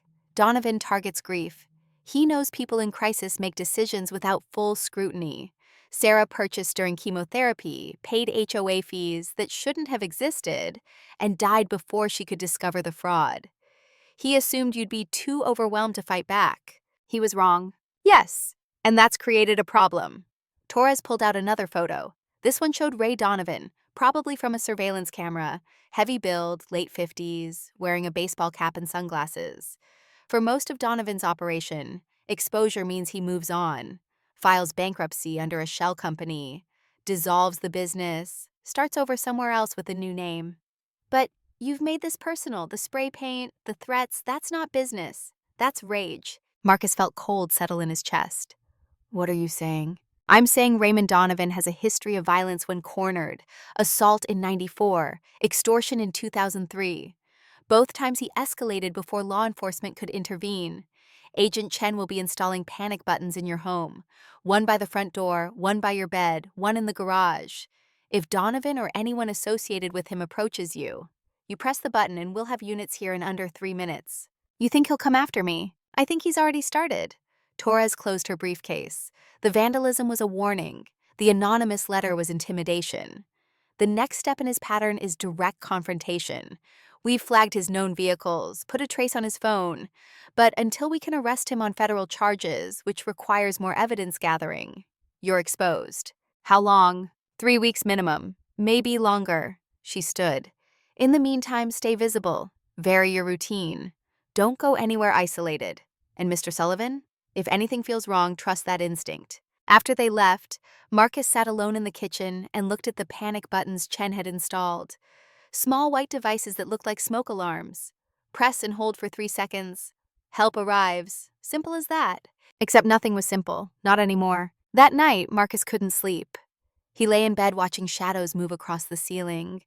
Every sound outside amplified. Tree branches scraping the roof. An owl calling from somewhere in the woods. The creek moving over stones with that constant whisper that used to soothe him. At 2 a.m., he gave up and went to the living room. Made coffee he didn't need, sat in Sarah's reading chair and thought about the panic buttons, about federal agents installing security devices in a house bought for healing, about grief being weaponized by a criminal who understood that loss made people vulnerable. Sarah would have been furious, not at Marcus, at Donovan, at the calculated cruelty of targeting someone in crisis. She'd spent her career building water systems for communities that had nothing. She believed in helping people when they were weakest, not exploiting them. Marcus pulled out his phone and almost called his daughter. 3 a.m. in Seattle. She'd be asleep, probably had an early deposition or client meeting. He set the phone down, picked it up again, set it down. The coffee went cold in his hands. At 4:15 a.m., headlights swept across his front window. A truck moved slowly past his house. White pickup, same model as Donovan's. Marcus went to the window and watched it circle the block. Once, twice. On the third pass, it stopped across the street, idled there for 5 minutes, then drove away. Marcus didn't press the panic button, didn't call Torres, just stood at the window until dawn started to gray the sky and wondered how many more nights he could do this. The shed break-in happened Saturday morning while Marcus was at the hardware store buying replacement fence boards. He came home to find the padlock broken, door hanging open, tools scattered across his yard like someone had thrown them in rage, saws, hammers. His cordless drill smashed against a tree, plastic housing shattered, battery pack split open. Someone had taken spray paint to his workbench, the same orange paint from his fence weeks ago. Same word. Outsider. The letters dripped down the wood grain like accusation. But this time they'd gone further. Cut the power cord on his table saw, the one he'd bought 20 years ago and maintained like it was surgical equipment. Poured motor oil across his tool chest, thick black sludge seeping into drawers, ruining everything it touched. Taken Sarah's garden tools, the ones with her initials etched into the handles by a craftsman she'd commissioned for their anniversary, and bent them beyond use, twisted metal that would never dig soil again. Marcus stood in the doorway and felt something crack inside him. Not anger exactly. Something colder, more final, like a switch being flipped that couldn't be flipped back. These weren't just tools. This was 30 years of projects. The drill he'd used to build their daughter's first bookshelf. The saw that had cut the boards for Sarah's raised garden beds. The hammers that had hung pictures and repaired fences and built a life one nail at a time. And Sarah's tools. Her trowel with the worn wooden handle that fit her hand perfectly. Her pruning shears that she'd used every spring to shape the roses. Her garden fork that she'd driven into earth 1,000 times, turning soil, planting bulbs, making things grow. All of it destroyed because one man couldn't accept that his criminal enterprise had been exposed.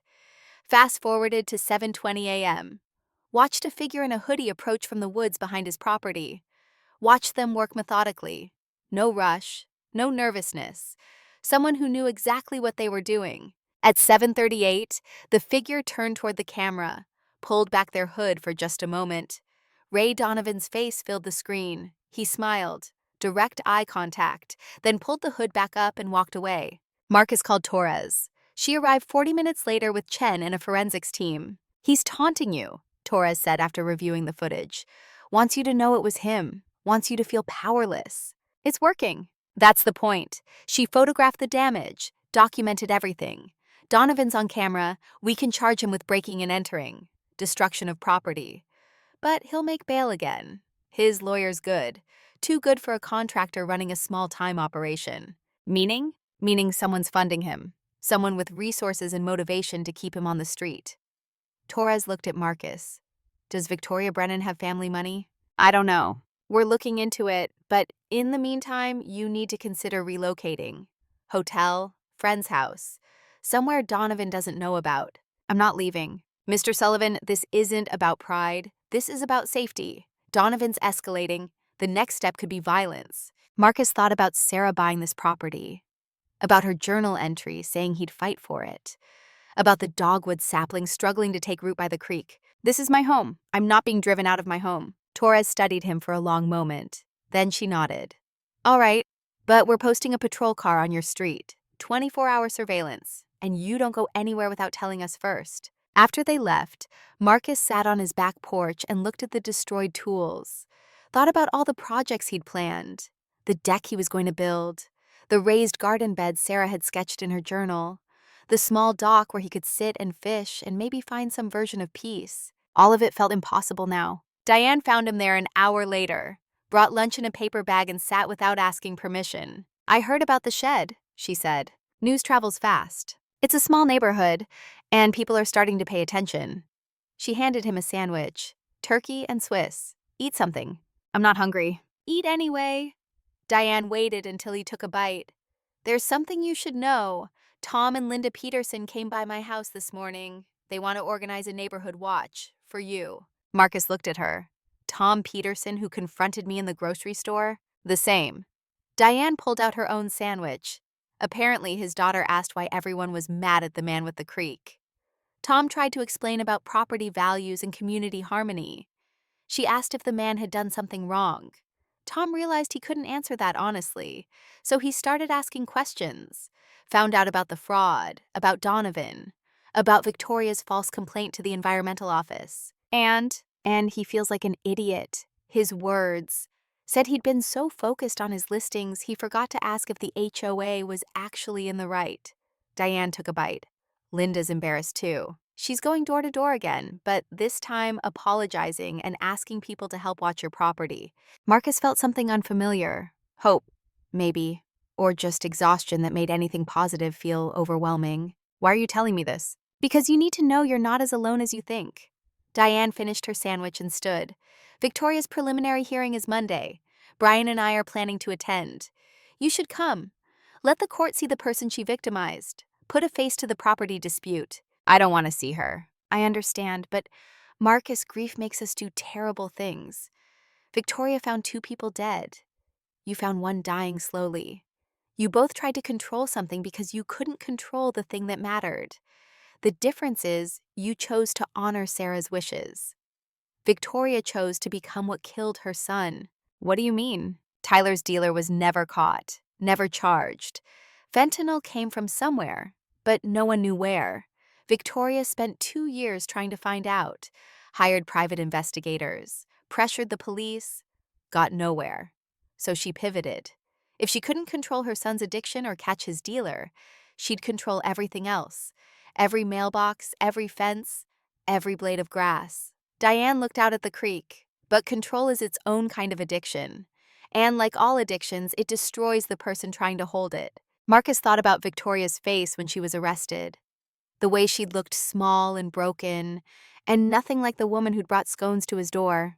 What happens to her now? Depends on the charges. Fraud, filing false reports, conspiracy. Could be 2 years, could be 10. She paused. Brian says she's been asking about you, wants to apologize. I'm not ready for that. I know. But maybe someday you will be. Grief recognizes grief, Marcus.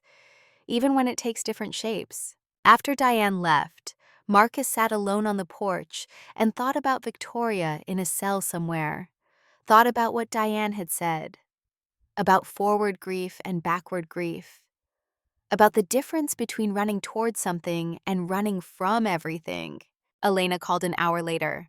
I know you said you didn't want to see Victoria, but her lawyer contacted me. She's asking to speak with you. Face to face.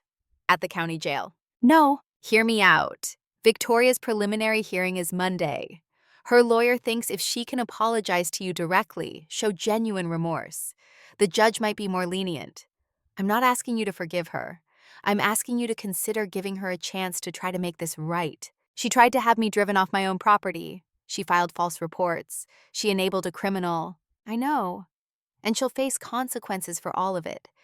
But Marcus, she's also a woman who found her husband and her son dead. Who lost everything and tried to control what was left. You of all people understand that. Marcus closed his eyes. Thought about the nights he'd sat in Sarah's reading chair unable to sleep. About the rage that sometimes woke him at 3 a.m. Irrational fury at doctors who couldn't save her. At a universe that let good people die while criminals thrived. About how close he'd come to becoming someone Sarah wouldn't recognize. When? Tomorrow, Sunday afternoon, 2 p.m. I'll go with you if you want. Marcus went alone. The county jail was a low concrete building on the edge of town, surrounded by chain link and razor wire. Inside smelled like industrial cleaner and desperation. A guard led him through 2 locked doors to a visitation room. Small table, 2 chairs, camera in the corner. Victoria was already there. She looked smaller than he remembered, thinner, her perfect hair pulled back in a simple ponytail. No makeup. County-issue orange jumpsuit that hung loose on her frame. When she saw Marcus, her eyes filled with tears. Thank you for coming. Her voice was hoarse. I wasn't sure you would. Marcus sat down across from her, didn't speak, just waited. I need you to know I'm sorry. Victoria's hands were shaking. For the tree, for the trespassing, for the environmental complaint. For all of it. She paused. I lost control. After Tyler died, I thought if I could just keep everything else in order, keep all the rules followed, keep the community exactly the way it should be, then nothing else could fall apart. But I was wrong. Control is its own kind of addiction, Marcus said quietly. Someone told me that. They were right. Victoria wiped her eyes. My lawyer says I'm looking at 2 to 4 years, maybe more if the fraud charges stick. And I deserve it, I know I do. But before I go, I needed you to understand that it wasn't about you. It was never about you. It felt pretty personal. I know. Victoria met his eyes. Can I tell you something about Tyler? Marcus nodded. He was clean for 8 months before he relapsed. 8 months. Longest he'd ever made it. He had a job, an apartment. He was talking about going back to school. And then one day she stopped. One day he made a choice. Went to a party, used again, died in the bedroom where I used to read him stories when he was 5 years old. I'm sorry. For 2 years, I tried to find who sold him the fentanyl, hired investigators, pressured police, got nowhere. And the not knowing, the not being able to do anything, it was eating me alive. So I pivoted. If I couldn't control Tyler's addiction or catch his dealer, I'd control everything else. Every mailbox color, every property line, every blade of grass in every yard. Victoria's voice broke. But control doesn't bring people back. It just makes you into someone your dead son wouldn't recognize. They sat in silence for a moment. The guard by the door shifted weight. The camera hummed. My wife knew she was dying, Marcus said finally. Had months to prepare. Made lists, wrote letters, bought this property because she knew I'd need coordinates after she was gone. And even with all that preparation, I still wake up some mornings and don't know who I am without her. Victoria nodded. Charles died without warning. 1 minute reading the paper, next minute gone. We'd been fighting that morning, money problems. I said terrible things. Those were my last words to him, terrible things. We're both running from ghosts. Yes, but you're running toward something, toward what Sarah wanted for you. Victoria looked down at her hands. I've been running from what Tyler and Charles took with them, trying to build walls high enough that loss couldn't get in again. But all I did was wall myself off from everything good, too. Marcus thought about the creek, about the dogwood sapling, about fighting for principle even when it isolated him. What happens to you now? He asked. Depends on the judge. My lawyer's negotiating a plea. Fraud charges dropped if I testify against Donovan and the others. Serve 2 years on the false reports. She paused. I'll lose my house. Can't make mortgage payments from prison.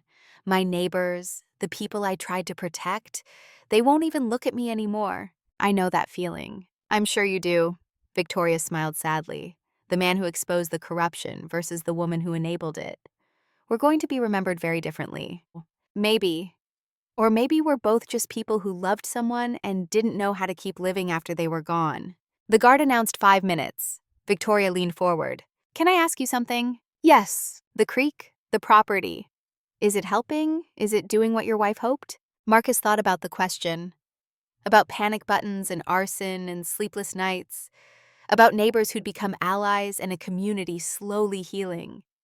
About fighting that had cost him peace but given him purpose. I don't know yet, but I'm still here. That has to count for something. It counts for everything. Victoria stood when the guard approached. Thank you for coming, for listening, for not making me feel like a monster. You're not a monster. You're just someone who made bad choices when you were in too much pain to see clearly. It's just generous. It's true. Marcus stood too. Take care of yourself, Victoria. You too. And Marcus? She paused. Your wife was right about you. You're exactly the kind of person who should have that creek. They took her away. Marcus walked out through the locked doors, through the smell of industrial cleaner, into sunlight that felt too bright. His phone buzzed. Text from Elena. How did it go? He typed back. Harder than expected, better than feared. Then he drove home to a property that had cost him tools and peace, and the illusion that justice was ever simple. The FBI raid happened the following Tuesday at 6 a.m. Marcus watched from his window as 4 vehicles surrounded Donovan's office across town.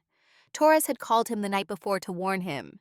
We're executing search warrants tomorrow. Donovan's business, his home, 2 properties he owns through shell companies. Stay inside until we give the all clear. Marcus made coffee and watched the morning news. Nothing yet about the raids. Too early for reporters. But his phone buzzed with texts from Elena, from Brian, from Diane.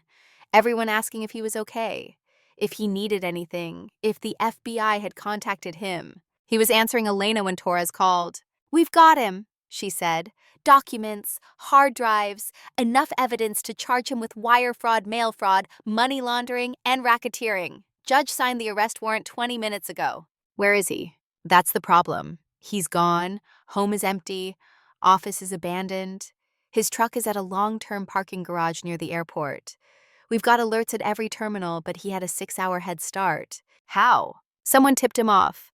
We're looking into it, but my guess is he had a source inside the county sheriff's office or the DA's office.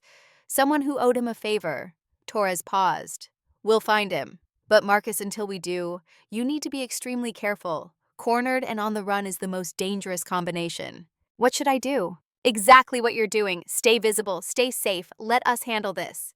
She hung up. Marcus sat with his coffee and thought about Donovan out there somewhere, running, desperate, knowing his operation was destroyed and probably blaming the one person who'd refused to be quiet. The rest of Tuesday passed in surreal calm. Marcus worked on replacing the fence boards Donovan had spray painted. Neighbors he barely knew stopped by to help. Tom Peterson brought his nail gun and worked alongside Marcus for 3 hours without talking much. Just the rhythm of hammers and saws and two men who'd been on opposite sides learning how to stand on the same one. Linda Peterson brought lemonade at noon. I'm sorry, she said. That's all. Just, I'm sorry. Then she left. By evening, the fence was repaired. Marcus stood back and looked at it. Fresh wood lighter than the weathered boards around it, like a scar that hadn't fully healed, but it was standing, solid, reinforced. That night he slept better than he had in weeks. Not well, but better. The panic button by his bed felt less like a security device and more like a talisman. Something to ward off darkness that couldn't actually be warded off, but you kept it anyway, because the ritual mattered. At 2:15 a.m., the fire alarm woke him. Marcus came out of sleep disoriented, smoke detector screaming. He rolled out of bed and hit the floor before his brain fully processed what was happening. Training from 30 years on construction sites where fire was always the worst-case scenario. The smoke smell hit him as he opened his bedroom door. Thick, chemical, coming from below. The garage. He grabbed his phone and pressed the panic button by his bed. 3 seconds. Held it. The device chirped acknowledgement. Then he ran for the stairs. The garage door was closed, but smoke was seeping under it. Marcus could see orange light flickering through the gap at the bottom. He thought about his truck, about Sarah's boxes he'd stored there, about all the tools he hadn't moved since Donovan's break-in. He thought about opening the door and realized that was exactly how people died in fires. Instead, he grabbed the extinguisher from under the kitchen sink and went out the front door, ran around to the garage. The side door was hanging open. Inside, flames were crawling up the wall where he kept paint cans and solvents. Someone had piled cardboard boxes as kindling, soaked them in accelerant, lit it, and left. Marcus aimed the extinguisher and started spraying. The foam hit the flames and tamped them down, not out, just down. He kept spraying until the extinguisher sputtered empty. Then he grabbed the garden hose and turned it on full. Sirens were approaching, fire truck and sheriff vehicles. Marcus stood in his driveway in pajama pants and a t-shirt, spraying water into his burning garage, and thought about how close he'd come to dying. If he'd been a deeper sleeper, if the smoke detector had failed, if he'd opened the door from inside and let the fire flash over into the house. The fire department arrived and took over. They had it contained in 10 minutes, fully extinguished in 20. The fire chief, a woman named Morrison with gray hair and soot on her face, walked Marcus to the porch. Arson, she said. Clear as day. Accelerant pattern, multiple ignition points. Whoever did this knew what they were doing. She looked at the damage. You're lucky. Another 5 minutes and the whole structure would have been involved. Another 10 and it would have spread to the house. Torres arrived 30 minutes later with Chen and 3 other agents. She looked at the garage, at Marcus in his pajamas, at the soot on his hands. Where's Donovan? Marcus asked. We don't know, but this has his signature, professional enough to work, sloppy enough to get caught. She pulled out her phone. We're putting you in protective custody. Tonight, no arguments. I'm not leaving. Mr. Sullivan, he just tried to kill you. Next time he might succeed. Then arrest him. We're trying. But until we do, you're a target. Torres stepped closer. I understand what this property means to you. I understand you think leaving is giving up. But staying is suicide. And your wife didn't buy you this place so you could die defending it. Marcus looked at her, thought about Sarah's journal, about fighting for the creek, about becoming the man she believed he could be. Then he thought about Sarah herself, about the night before she died when she'd taken his hand and said it's okay to let go. Sometimes holding on is just ego. Sometimes the brave thing is knowing when to step back. How long? He asked. Until we have Donovan in custody. Could be days, could be weeks. Torres waited. So what do you want to do? Marcus looked at his garage, blackened walls, melted siding, the smell of burnt accelerant heavy in the air. Looked at the house Sarah bought, the creek she loved, the property that was supposed to heal him but had become a battlefield instead. 24 hours, he said. I'll give you 24 hours to find him. If you don't, I'm coming back. That's not enough time. It's what I've got. Marcus walked to the porch. One day, then I'm done running. Torres looked like she wanted to argue. Then she nodded. 24 hours. But you're staying with Agent Chen. Secure location. No contact with anyone except me.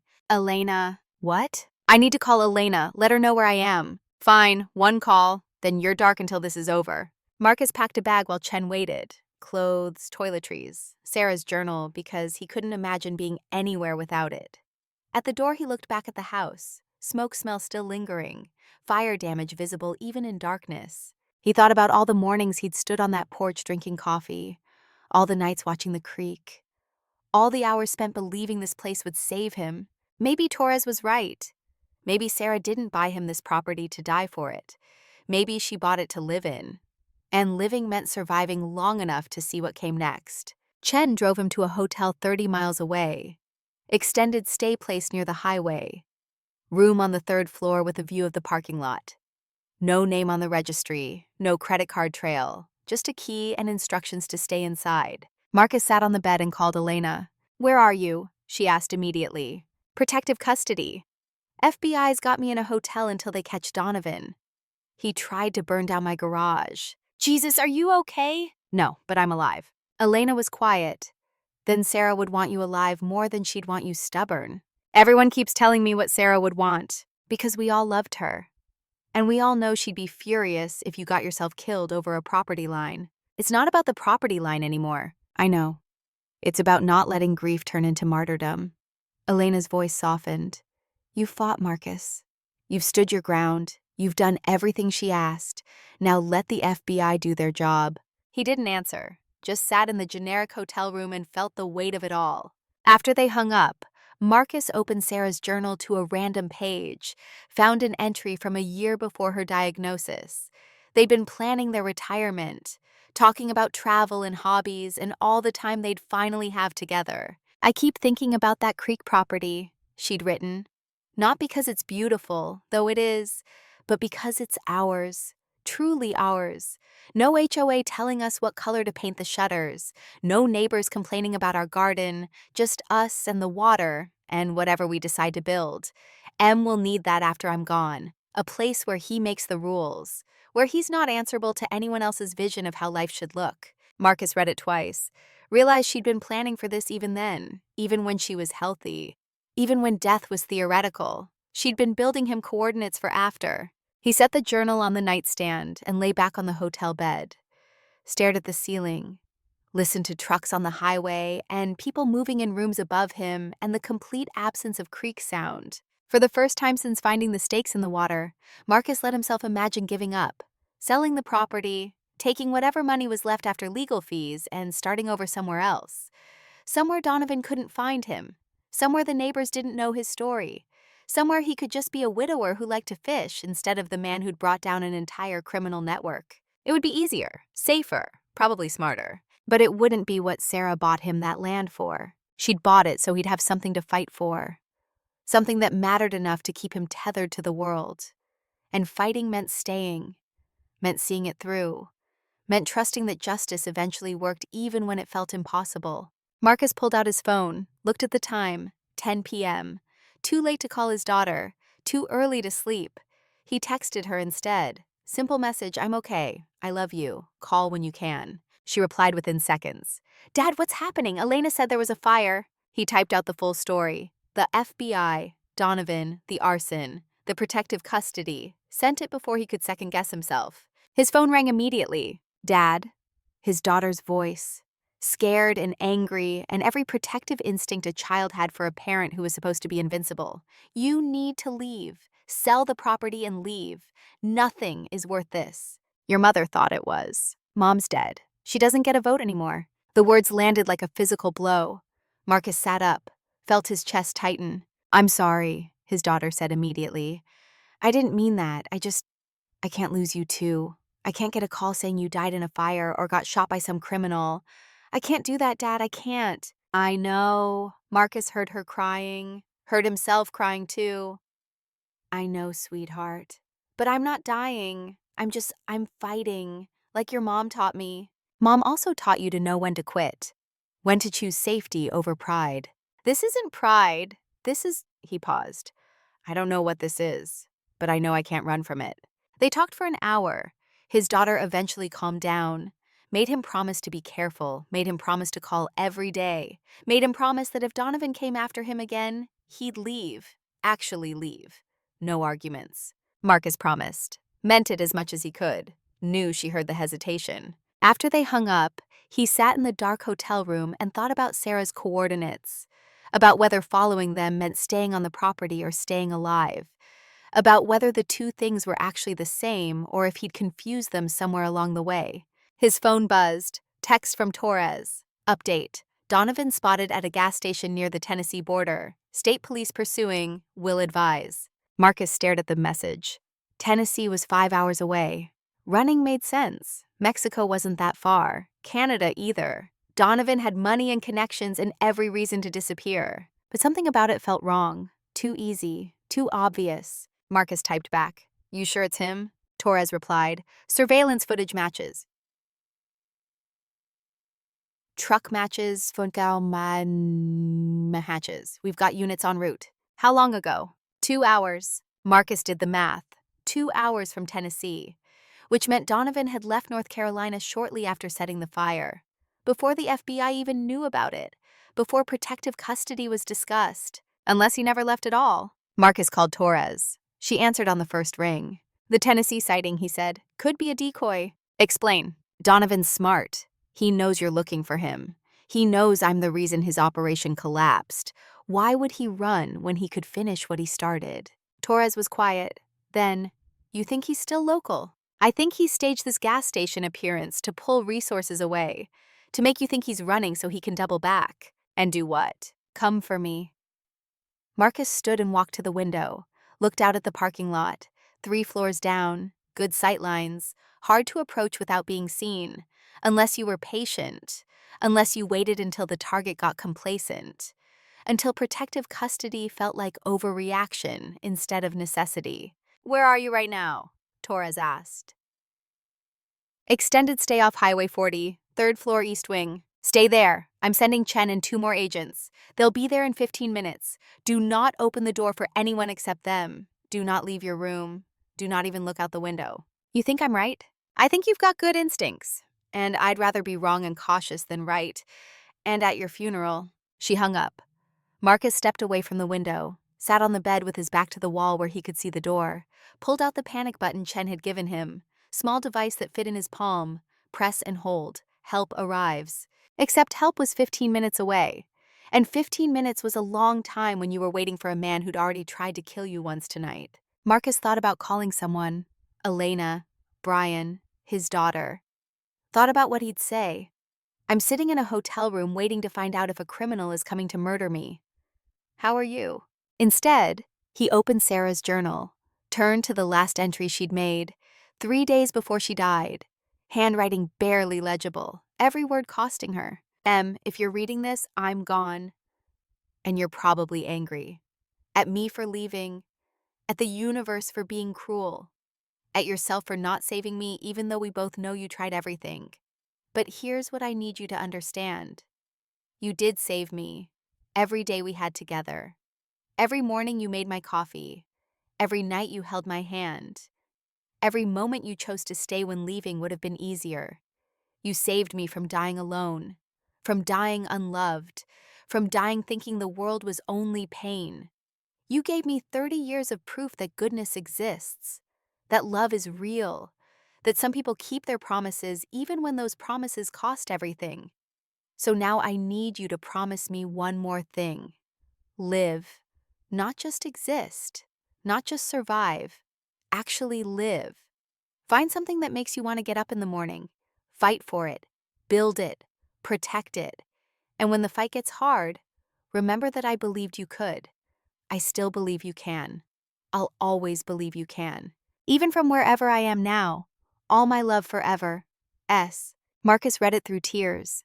read it again, understood finally what she'd been asking. Not to die for the property, to live for the possibility it represented, to fight for the principle that grief didn't have to make you small, that loss didn't have to turn you into someone who gave up.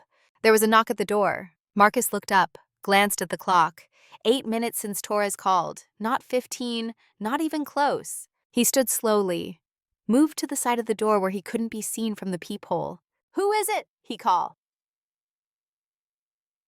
"Hotel maintenance. We've got reports of a water leak from your room." "I don't have a water leak. Sir, we need to check the bathroom. Won't take a minute." Marcus pressed the panic button, held it for 3 seconds, felt it vibrate acknowledgement. Then he grabbed his phone and dialed 911. The operator answered. "What's your emergency?" "Someone's trying to break into my hotel room. Extended, stay off Highway 40, room 314. I'm in protective custody." FBI agent Lisa Torres. "This is connected to an ongoing investigation." "Sir, stay on the line. I'm dispatching units now." The doorknob rattled, someone testing it, finding it locked. Marcus moved to the bathroom, closed the door, locked it, sat in the tub with his phone pressed to his ear, and thought about all the ways this could end. Thought about Sarah and the creek and the dogwood sapling that might not survive without him there to water it. Thought about his daughter getting a call in Seattle. Thought about Elena having to arrange another funeral. Thought about Diane and Brian and Tom Peterson learning that helping Marcus had cost him everything. The hotel room door splintered open. Heavy kick, wood cracking around the deadbolt. Footsteps in the main room. Searching, methodical. "He's in the room," Marcus whispered to the operator, breaking down the bathroom door in probably 10 seconds. "Police are 2 minutes out, sir. Stay hidden." The bathroom door shook, someone testing it. Then the footsteps retreated. Silence. Marcus sat in the tub and listened to his own heartbeat. Counted seconds. Got to 30, got to 60. Sirens in the distance. The footsteps came back. Fast. Running. The hotel room door slammed. Gone. Marcus stayed in the tub until someone knocked and said FBI. Stayed there until he heard Torres's voice. Stayed there until his hands stopped shaking enough to unlock the bathroom door. Torres and Chen and 2 other agents stood in the ruined hotel room. Doors splintered. Furniture overturned. They'd searched everywhere. Looked for him in the closet, under the bed, behind the curtains. "Donovan?" Marcus asked. "Gone. But he left this." Torres held up a piece of paper. "Left it on your pillow." Marcus took it, read it. Simple message in block letters. "You took everything from me. Now I take everything from you." Torres bagged it as evidence. Then she looked at Marcus. "We're moving you. Different location, more security. This ends tonight." They drove to an FBI field office, put Marcus in a conference room with a cot and a television and armed agents outside the door.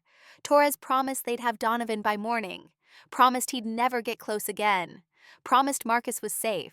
But Marcus sat on the cot and thought about Victoria in jail.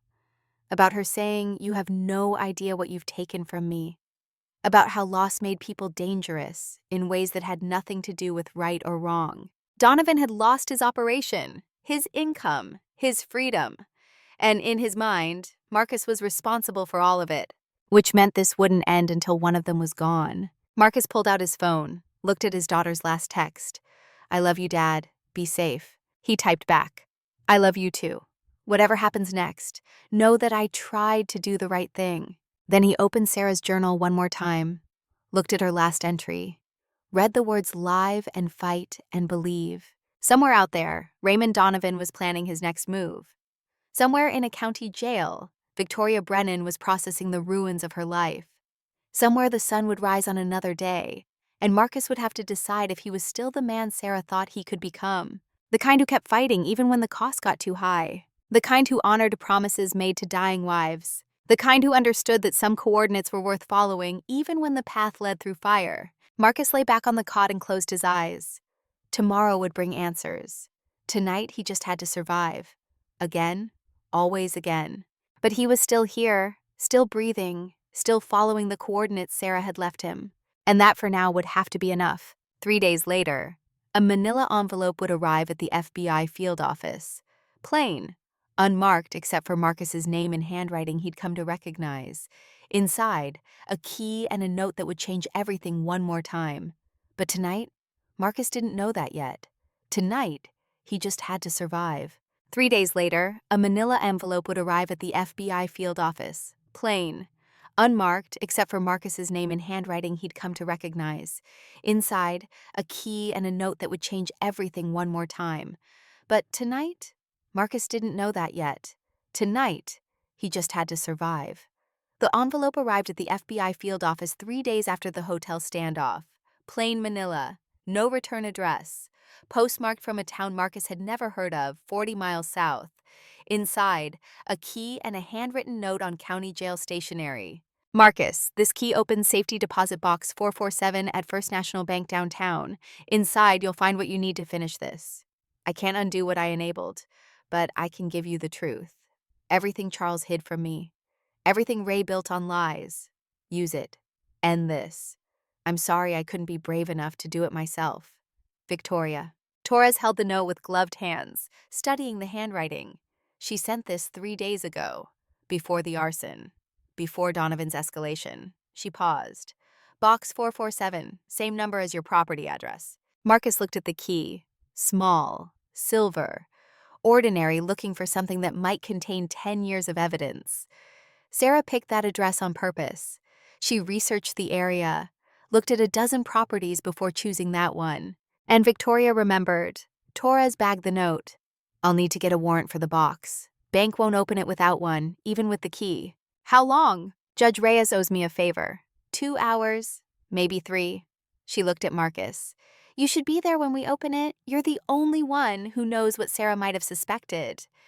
What details might connect to her purchase? They drove to the bank at noon. Judge Reyes had signed the warrant in 90 minutes. The bank manager, a nervous man named Phillips, led them to the vault. Row after row of metal boxes lining walls, security cameras in corners, the smell of old paper and metal polish.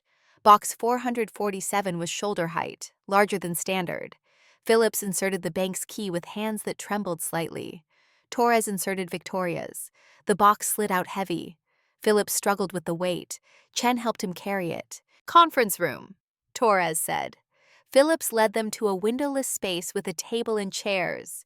Gray walls, fluorescent lights that hummed, set the box down like it might explode. Torres opened it slowly. Inside, USB drives in labeled cases, ledgers bound in leather, original contracts in plastic sleeves, file folders organized with the precision of someone who'd spent years documenting crimes. She pulled out the first folder, flipped it open. Bank statements going back a decade, wire transfers showing exact routing, shell company registrations with Delaware addresses. This is everything, she said quietly. The entire operation from inception. From planning to execution to money launderings, every transaction documented. And Marcus looked at the dates. The oldest documents were from 2013, 11 years ago, before Sarah was sick, before she'd even thought about buying property in North Carolina, before they'd started planning retirement or talking about creeks or looking at maps together on Sunday mornings. Who organized all this? He asked. Torres checked the ledger covers. Different handwriting than Victoria's note. Older, male, more confident. The script of someone used to signing legal documents. She found a label inside one folder. Property of Charles Brennan, attorney at law, estate planning and real property law. Victoria's husband. He was a lawyer? Torres pulled out her phone, started searching public records, found an obituary from several years ago on a funeral home website. Charles Brennan, age 52, passed suddenly from heart failure, survived by wife Victoria and son Tyler, practiced estate law for 28 years, community volunteer, youth soccer coach, member of the Rotary Club, past president of the local bar association. She looked up. He was the HOA's founding president, served for 3 years before Victoria took over, well respected. Everyone thought he was a pillar of the community. And all the while he was running a criminal enterprise, Chen said. Torres was pulling out more files, reading fast, her expression darkening with each page. Not just running it, creating it. Donovan was the muscle, the enforcer, the one who did the dirty work. But Charles was the architect. He designed the legal framework, set up the shell companies through firms in Delaware and Nevada, wrote the fake surveys using his knowledge of property law, drew up contracts that looked legitimate but were structured to hide fraud. She spread papers across the table. Charles Brennan wasn't a victim of Donovan's scheme. He was the co-founder, the mastermind. And Victoria never knew. Torres found a folder labeled Insurance Claims, 2013 through 2018, opened it carefully. Page after page of filed claims. Storm damage to roofs that were never damaged. Fire losses in garages where no fires occurred. Equipment theft of tools that were never purchased. Each one approved by adjusters who were probably on the take. Each one paid by insurance companies who never investigated. Each one fraudulent. The amounts are staggering. In year 1 alone, they pulled $400,000 across 6 properties. By year 5, they were up to $800,000 annually. Marcus thought about Victoria in that jail cell, about her saying Charles had made bad investments, that they'd been fighting about money the morning he died, about her last words to him being terrible things. Did she suspect? Torres found another folder, personal correspondence, pulled out letters between Charles and Donovan going back to 2012, before the HOA even formed, before the first property was purchased, planning stages, discussion of target communities, identification of vulnerable buyers, strategic positioning. She read one aloud. Recent widows are ideal targets. They're making decisions alone for the first time, usually overwhelmed by paperwork and grief, usually trusting of professional advice, especially from attorneys. We can guide them toward properties we control, set up assessment structures they won't question, and bill for years before anyone notices. The key is appearing helpful, appearing to simplify their lives during a difficult time. People in crisis will sign almost anything if you present it as normal procedure. That's disgusting, Chen said from the doorway. That's predatory. That's criminal enterprise, Torres corrected. And it worked for almost a decade. She kept reading, found references to 8 different HOAs across 3 counties, 15 properties specifically targeted, individual names with notes. Widow, age 67, sold family home after husband's death. Divorced, desperate to leave marital property. Terminal diagnosis, won't survive to contest billing. Marcus recognized some from the photographs she'd shown him days ago.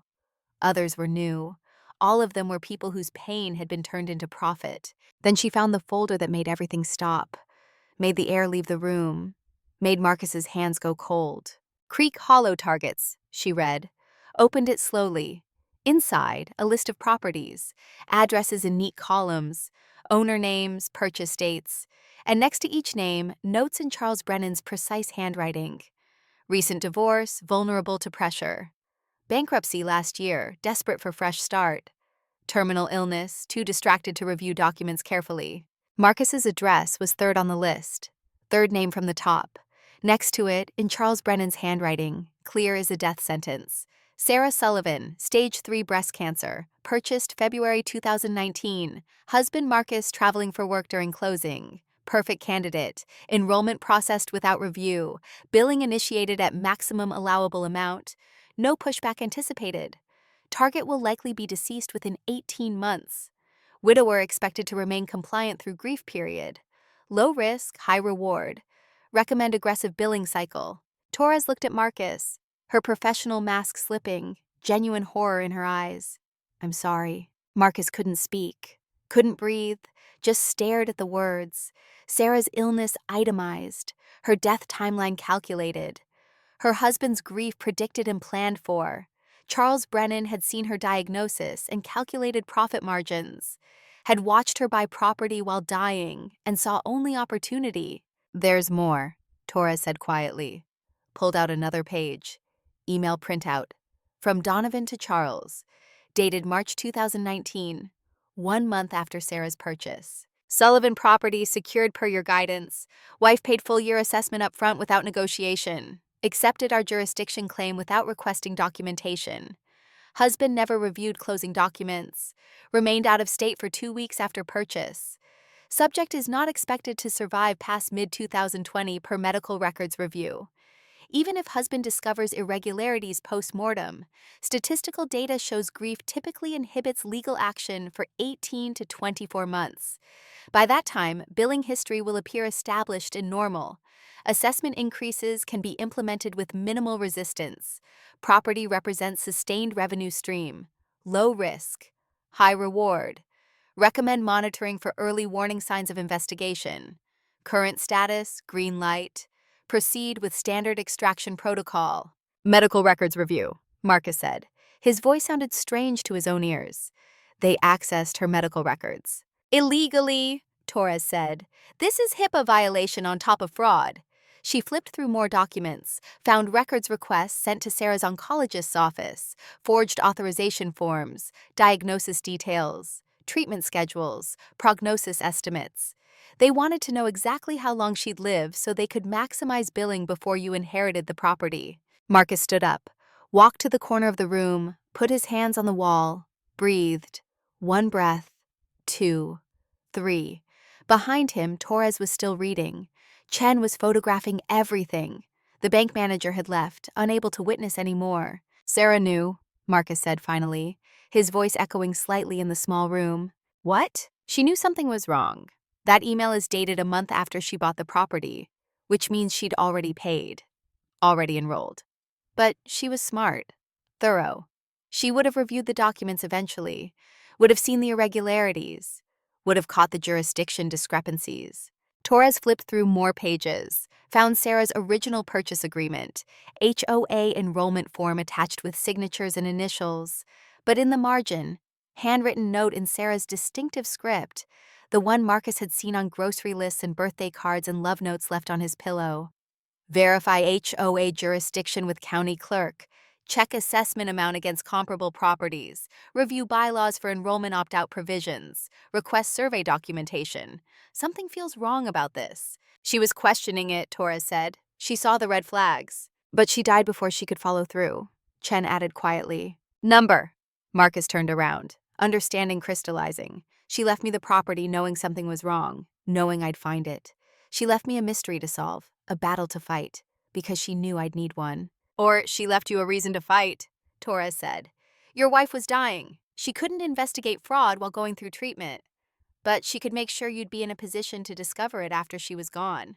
Marcus thought about Sarah's journal, about her entry saying the creek wasn't just water, that fighting would remind him he was alive. She'd bought property she suspected was compromised because she knew he'd need something to fight for. The woman targeted me by dying, he said quietly, and she fought back by making sure I'd survive. They spent 3 more hours documenting everything in Box 447.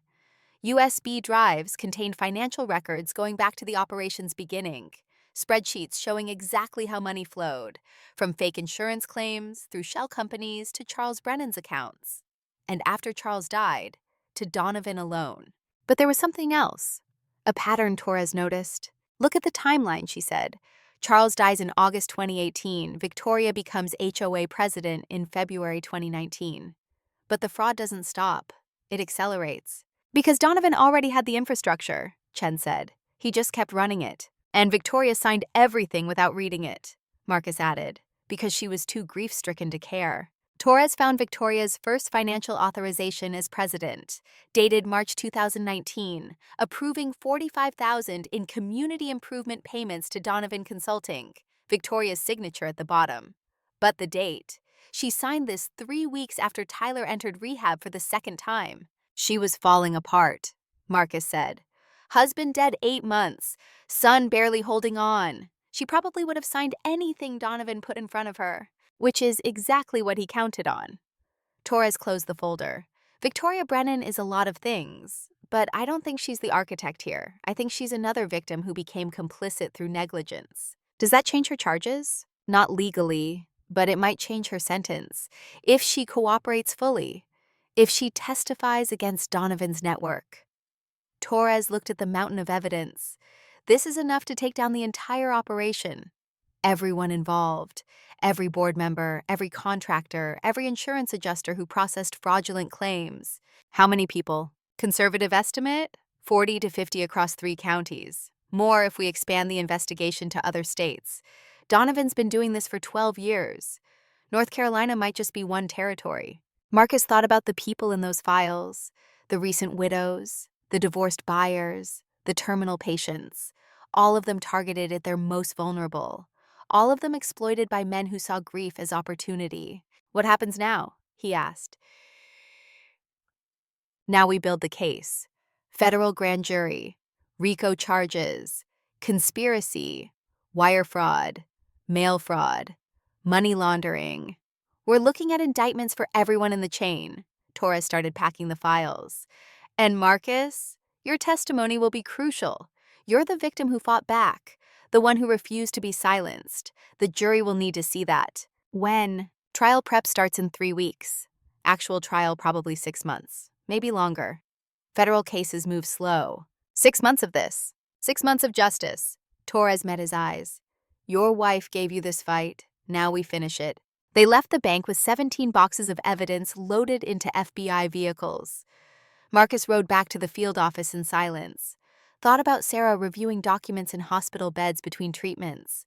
Thought about her seeing the irregularities and choosing to buy anyway.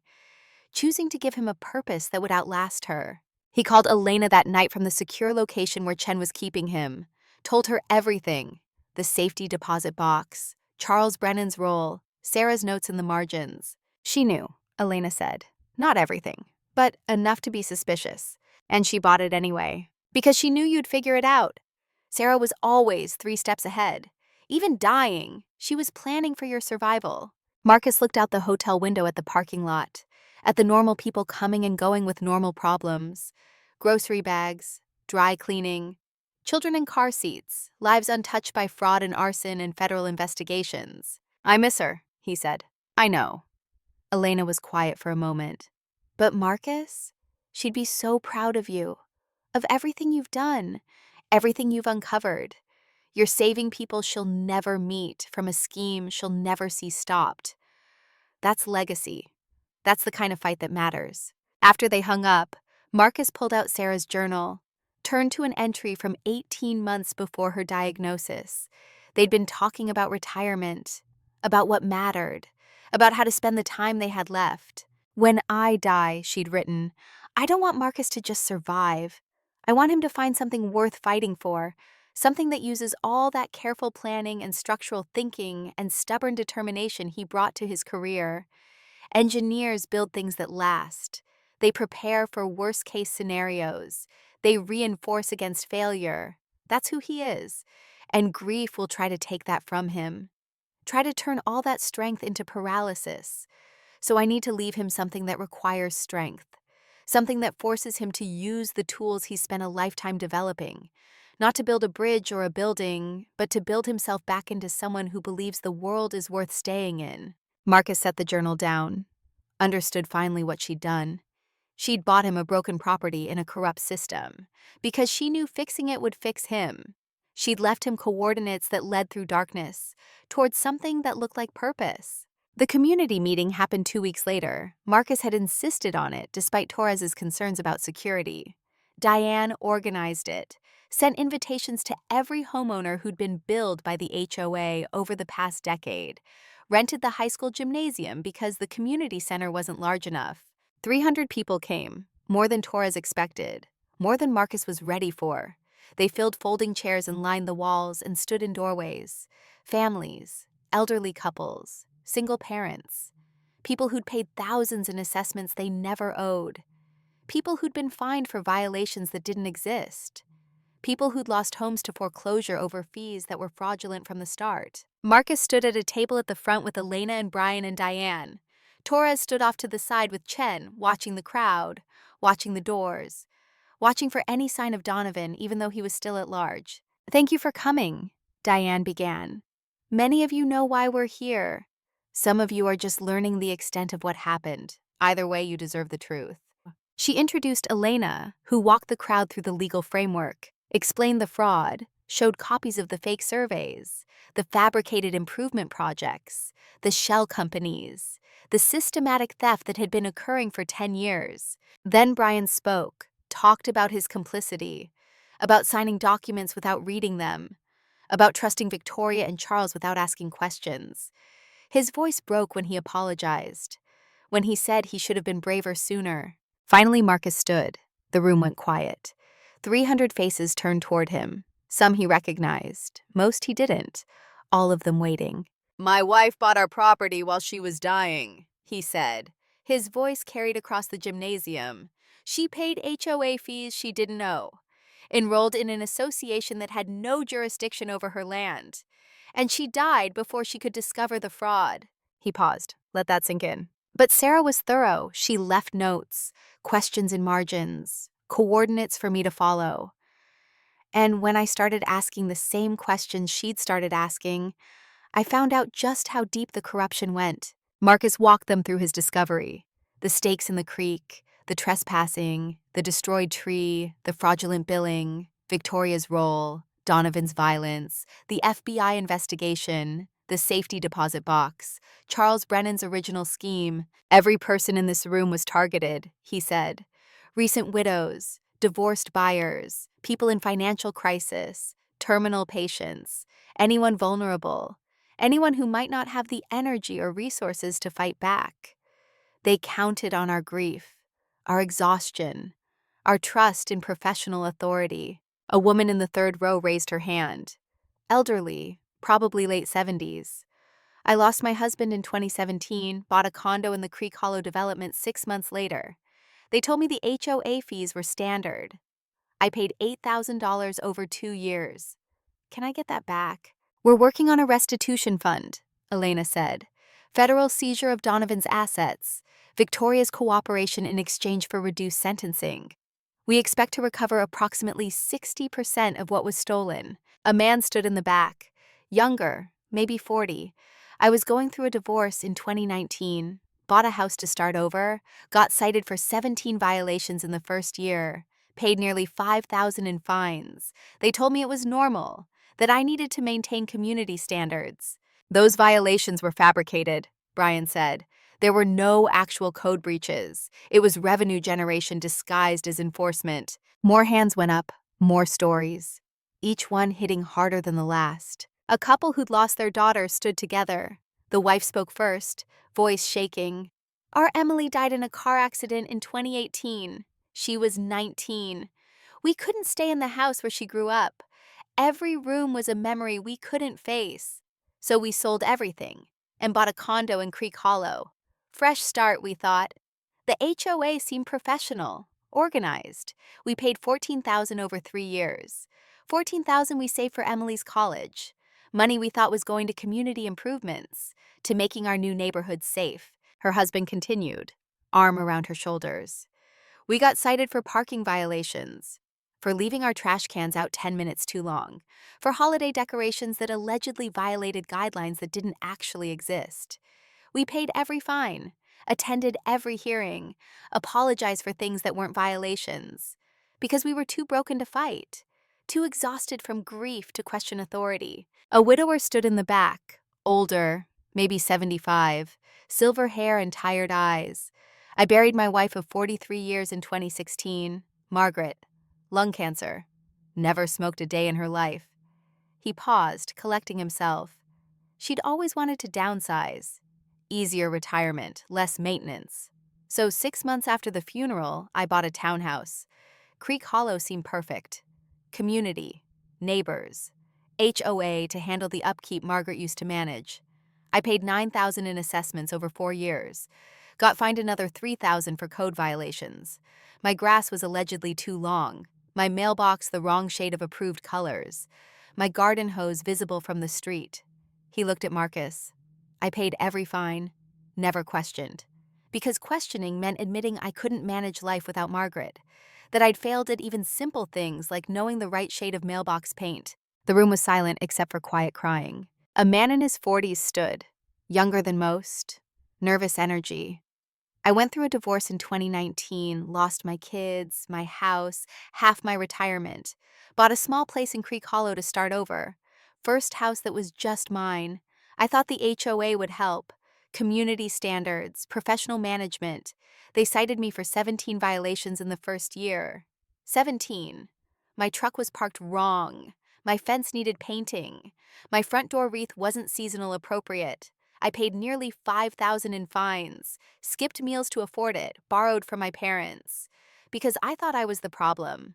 That I didn't understand how to be a homeowner.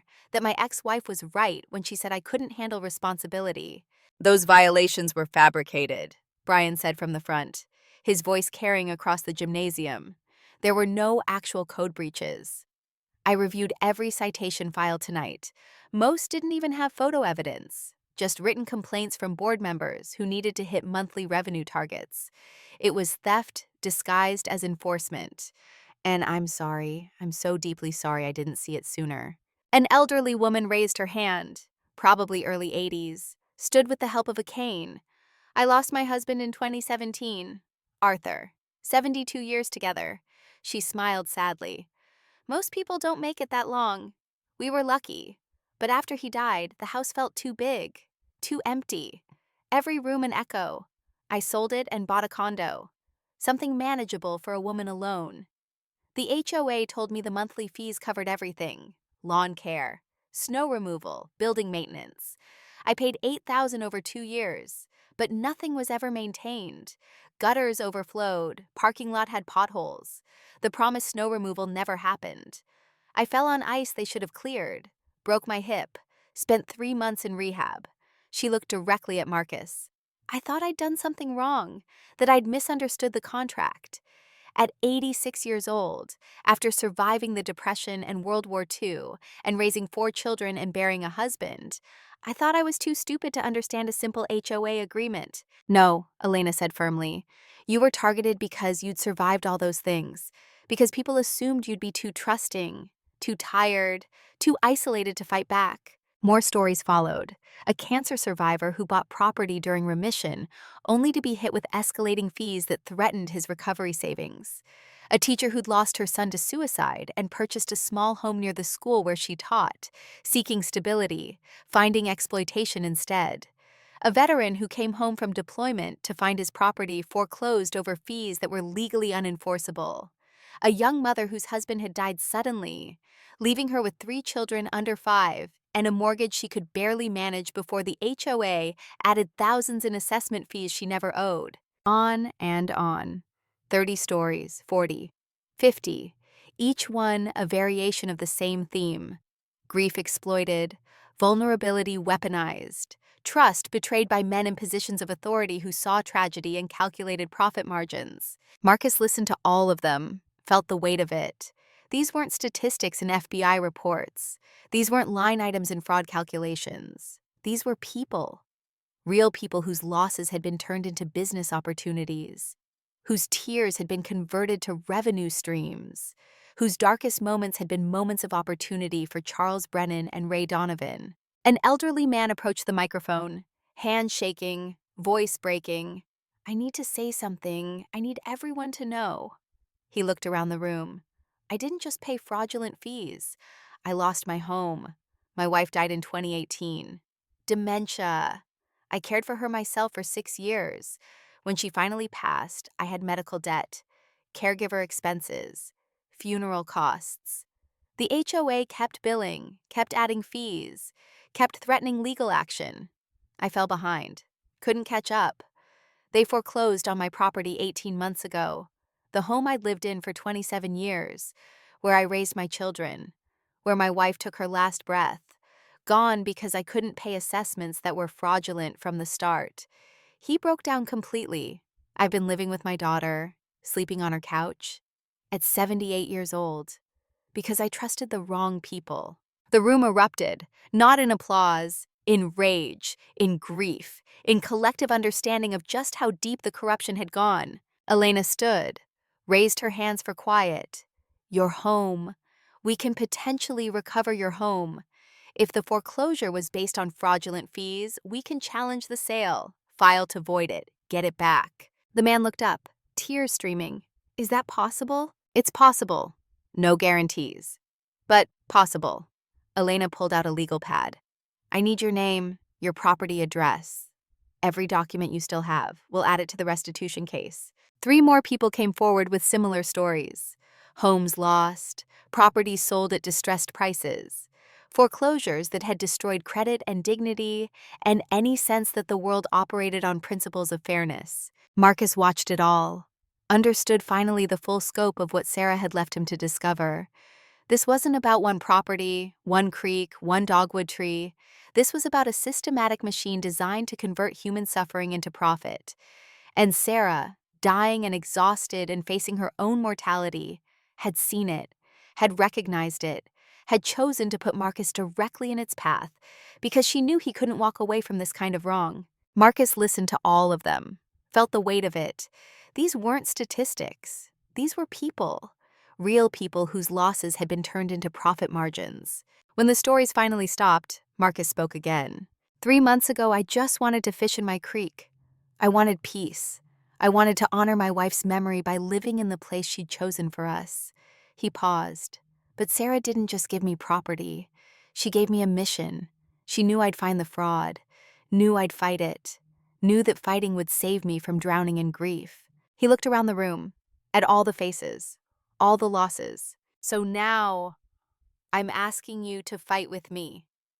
Not for revenge, not even for restitution, but because some things are worth the cost.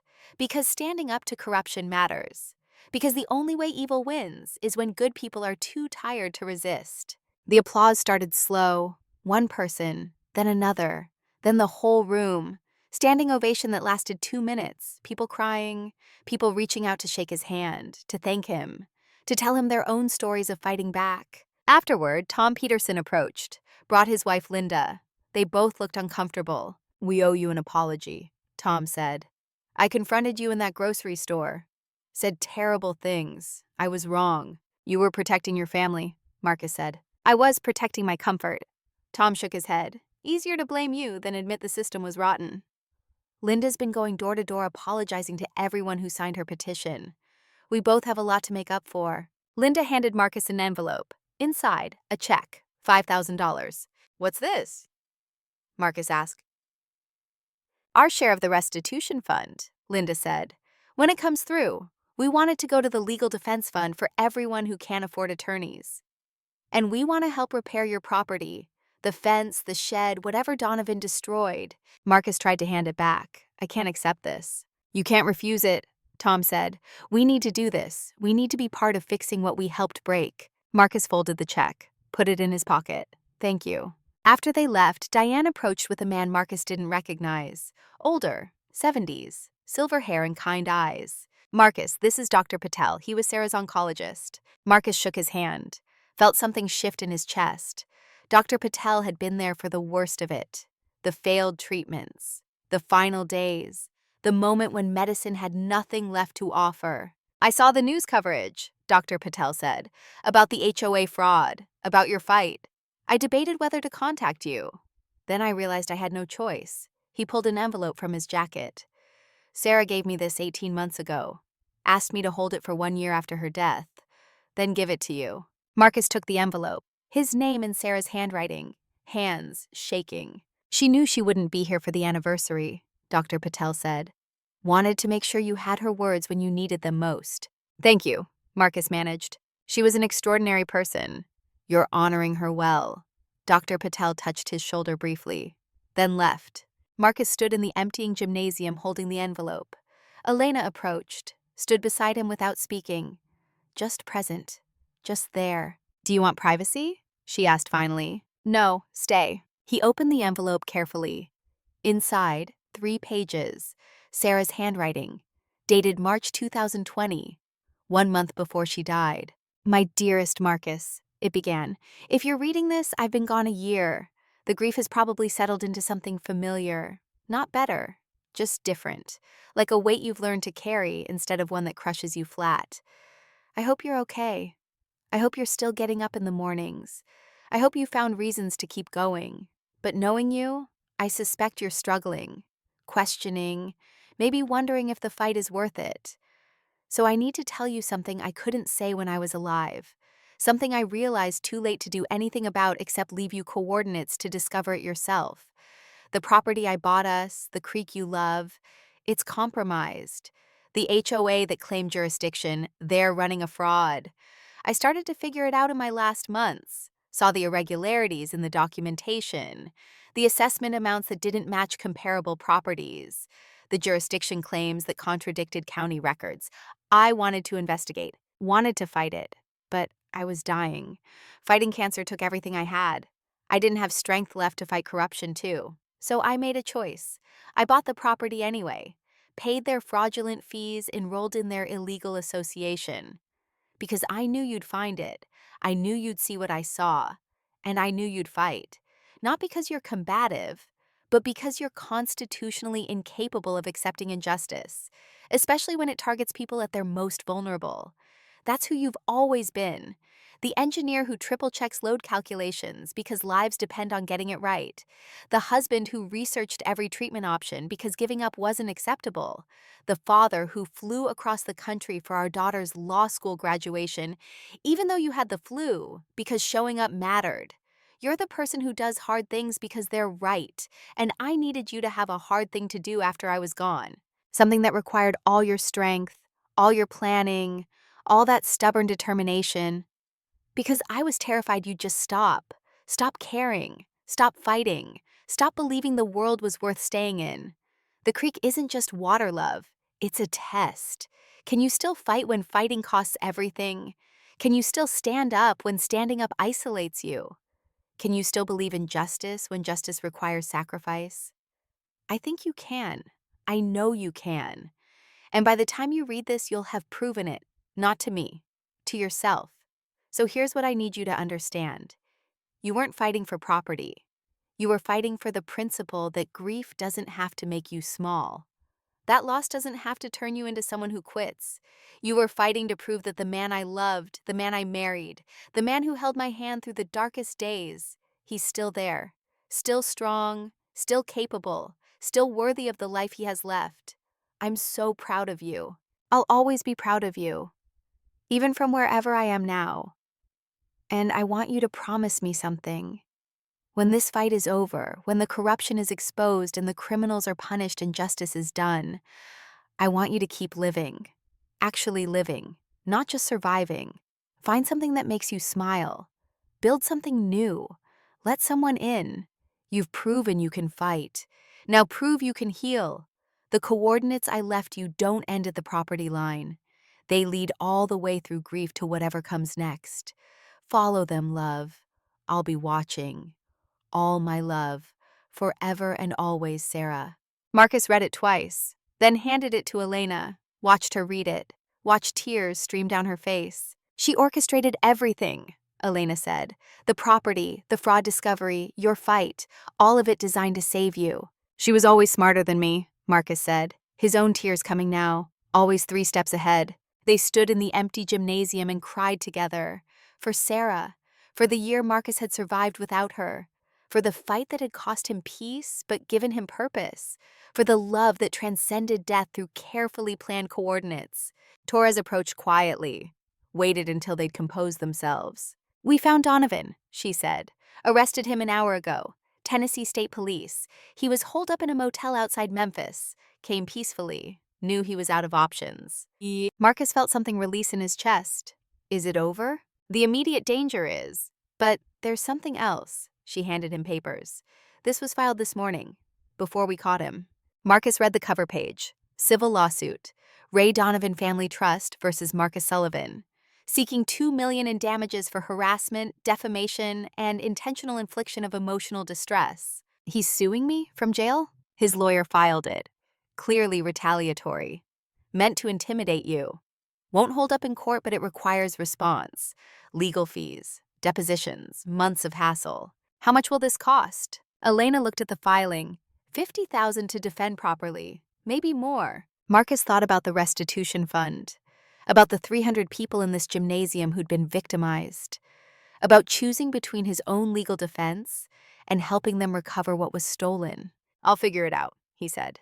"You won't have to," Diane said. She'd been standing nearby, listening. "The community will help. We're organizing a legal defense fund. Everyone who is here today is contributing. We'll cover your costs and still have enough for the broader restitution efforts." I can't ask people to do that. You're not asking. We're offering. Tom Peterson already contributed $5,000.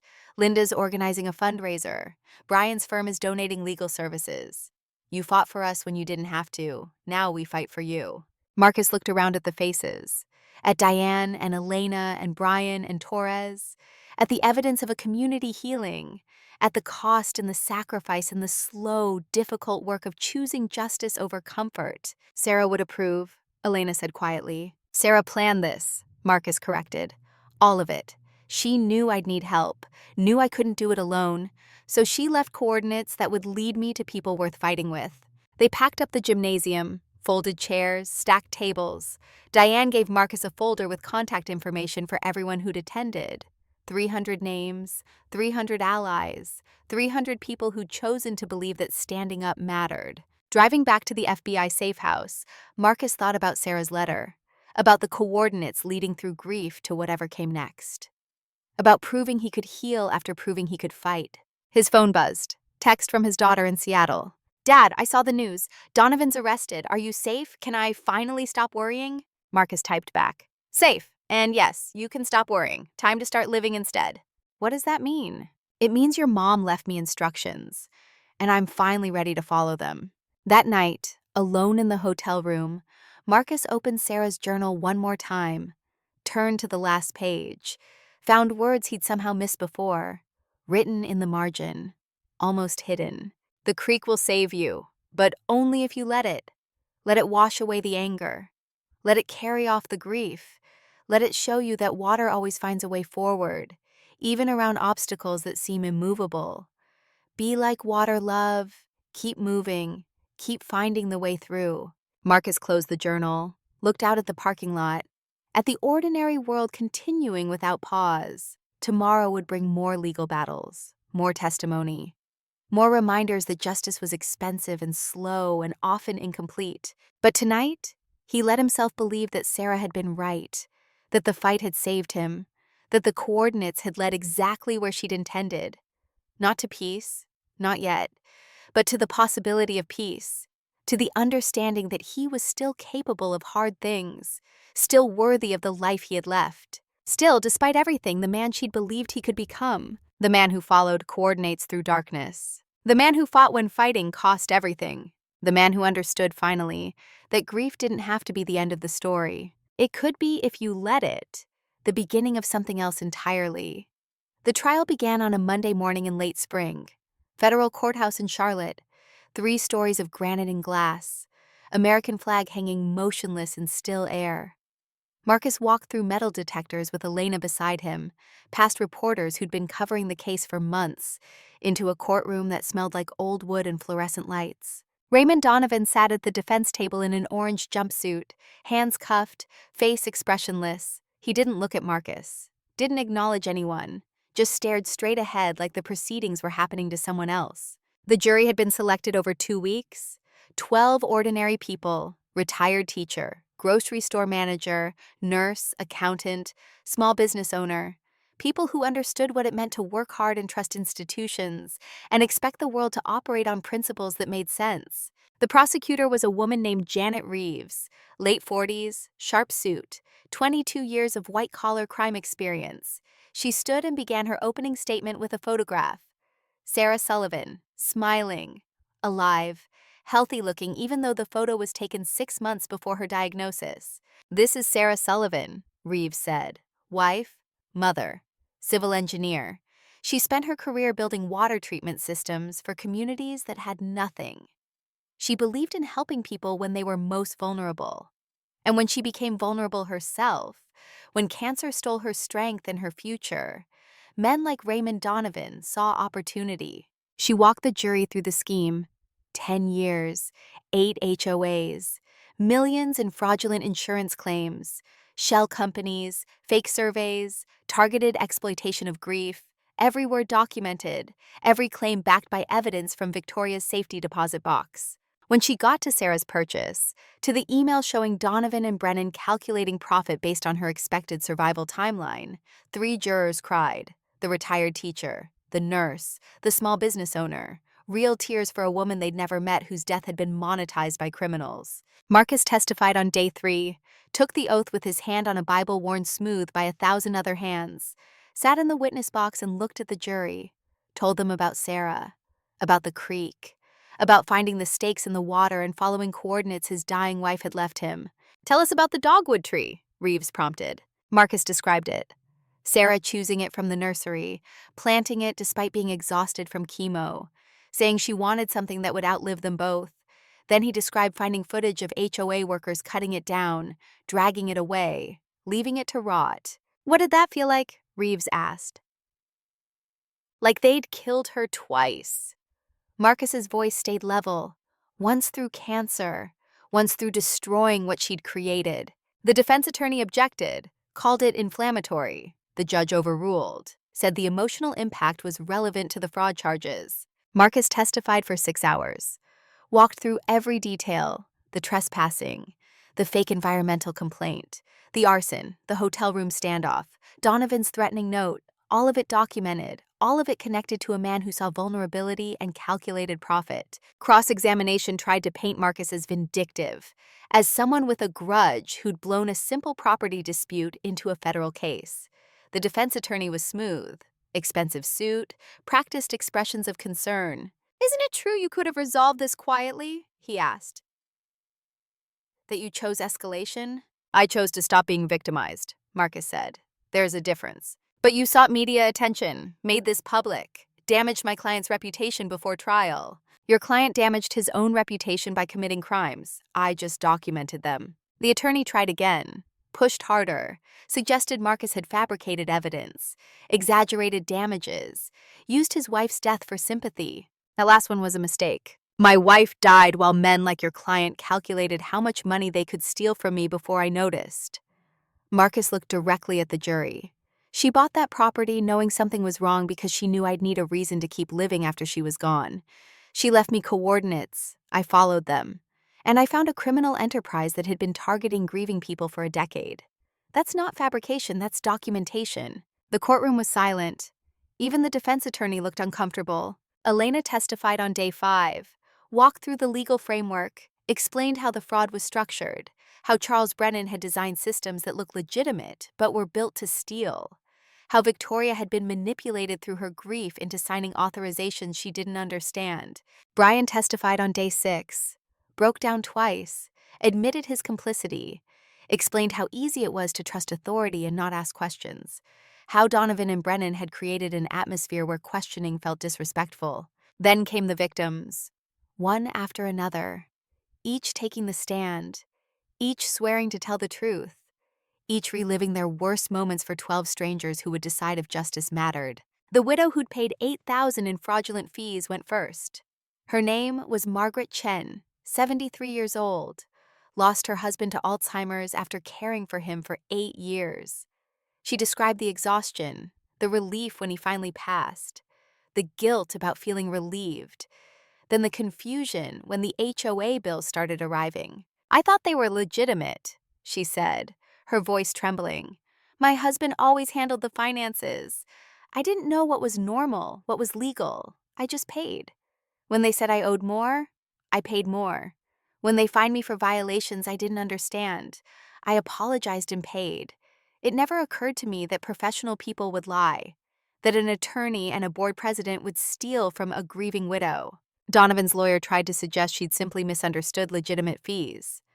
Margaret looked at him with the kind of dignity that comes from surviving 8 decades. "Young man," she said, "I may be old, but I'm not stupid.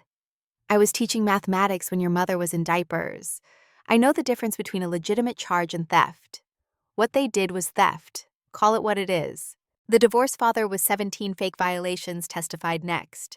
Name was David Herrera, 42, plant manager, lost custody of his kids, his house, everything.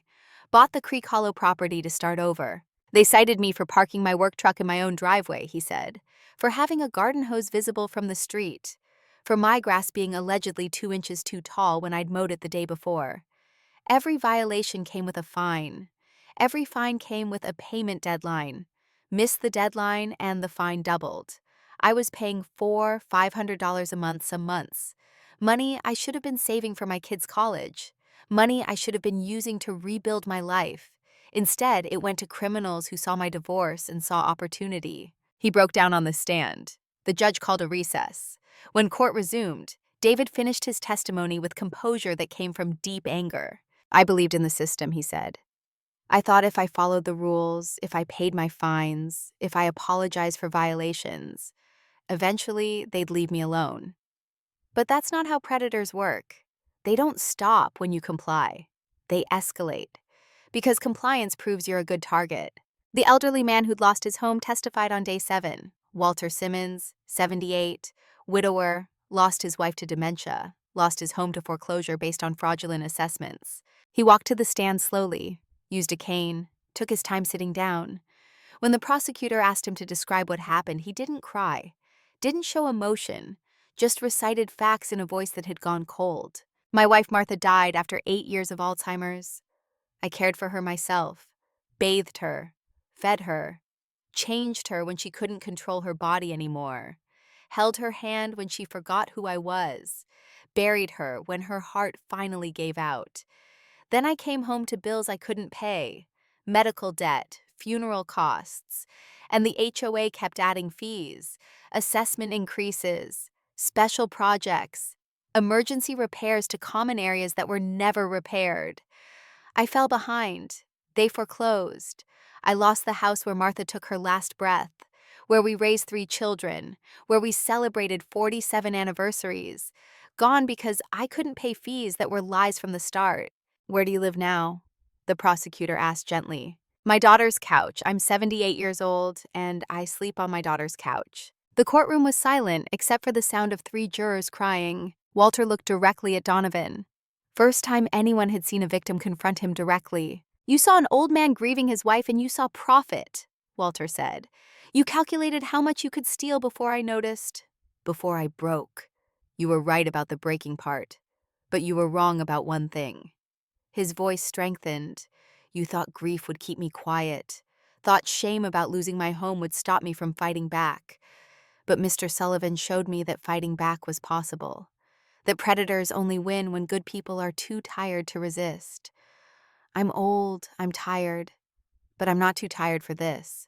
He pointed at Donovan. You took my home, but you didn't take my dignity. You didn't take my voice. And now 12 good people are going to decide if what you did matters. If stealing from the grieving is a crime or just good business. The defense objected. Judge overruled. Said Walter was entitled to his statement. More victims followed. The cancer survivor, name was Patricia Okonkwo, 51, breast cancer like Sarah, survived 5 years, bought property during remission as a fresh start, got hit with escalating fees that threatened her recovery savings. I fought cancer, she said. Chemo, radiation, surgery, reconstruction. I won. I survived. Then I bought a home and men who'd never fought for anything except profit decided to steal my survival savings. She looked at the jury. Cancer didn't break me, but these criminals almost did. A woman who'd lost her son to suicide testified. Name was Rebecca Torres, 49, teacher. Her boy was 16. Depression, bullying. One bad day that became forever. I bought the Creek Hollow property because I couldn't stay in the house where he died, she said. Couldn't walk past his bedroom. Couldn't sit at the dinner table where we used to eat. I needed distance. The HOA told me the fees were standard, that community living would be good for me, that I'd have support. She wiped her eyes.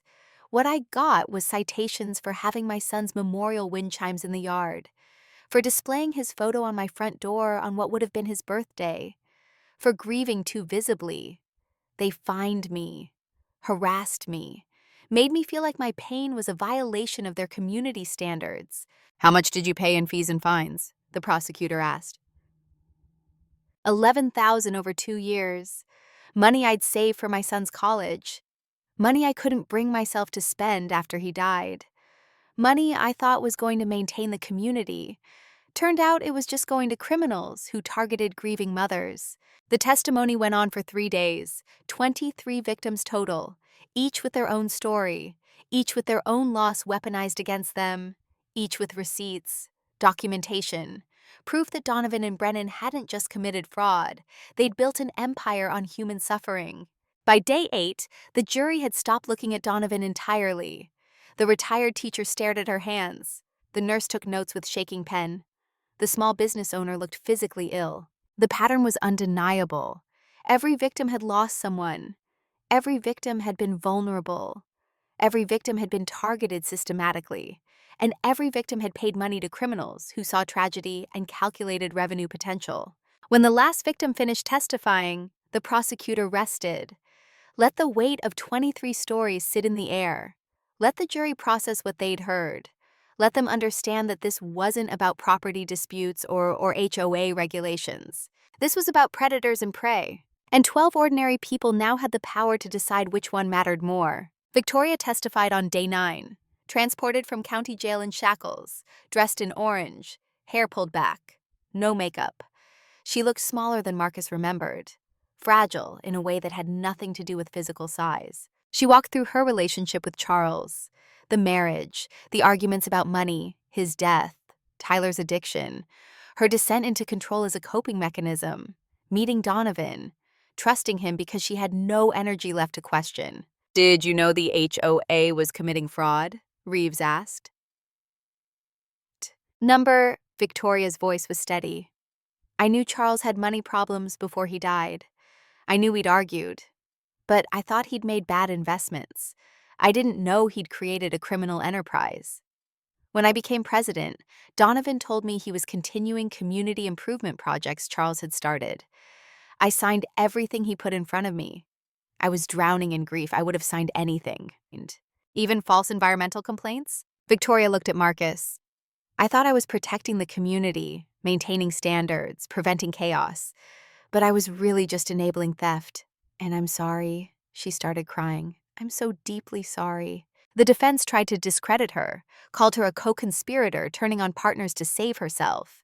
But the evidence was clear. Victoria had been negligent, complicit through ignorance, but not a knowing participant in the fraud. Closing arguments lasted 2 days. Reeves showed photograph after photograph.